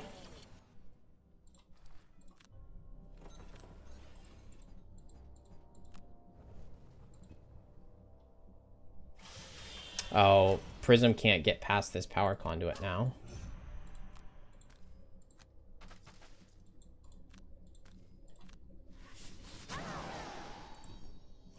I don't think I have the heal on Infuser anymore. And I don't think I can ever deal 20 damage to this guy. I can't Hammer Potion him this turn because I literally have to go this way.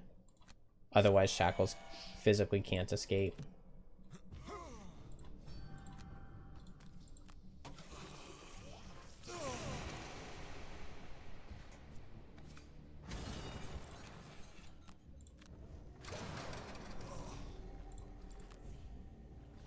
Oh, I forgot about the heal 4. The heal 4. Well, I get 2 attacks for 3. I need that to kill. I have to long rest, but I go down to 3, I go up to 5, and then I go down to 4. The thing is, though, that means that I have to kill this guy next turn before Shackles exhausts, and I can't do that.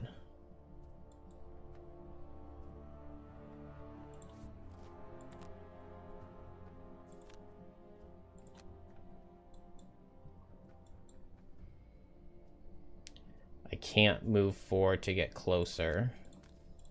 All I can do is go like right here.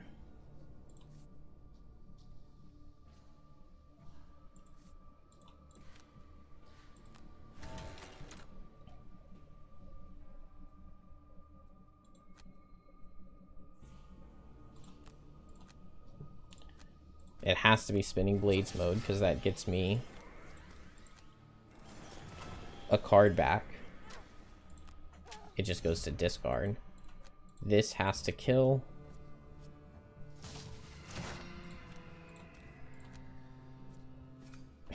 And it did.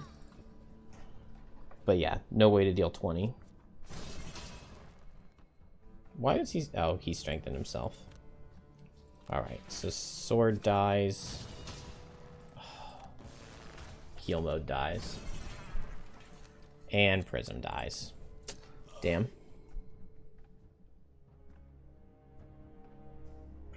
Yeah, Prism did lose the summons out of nowhere. So we know... Well, we know probably just not to bring Prism to this level, right?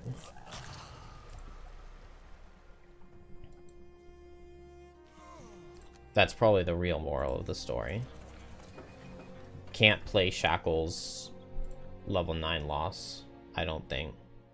Anyway, we'll try it again tomorrow. Have a good night, everybody.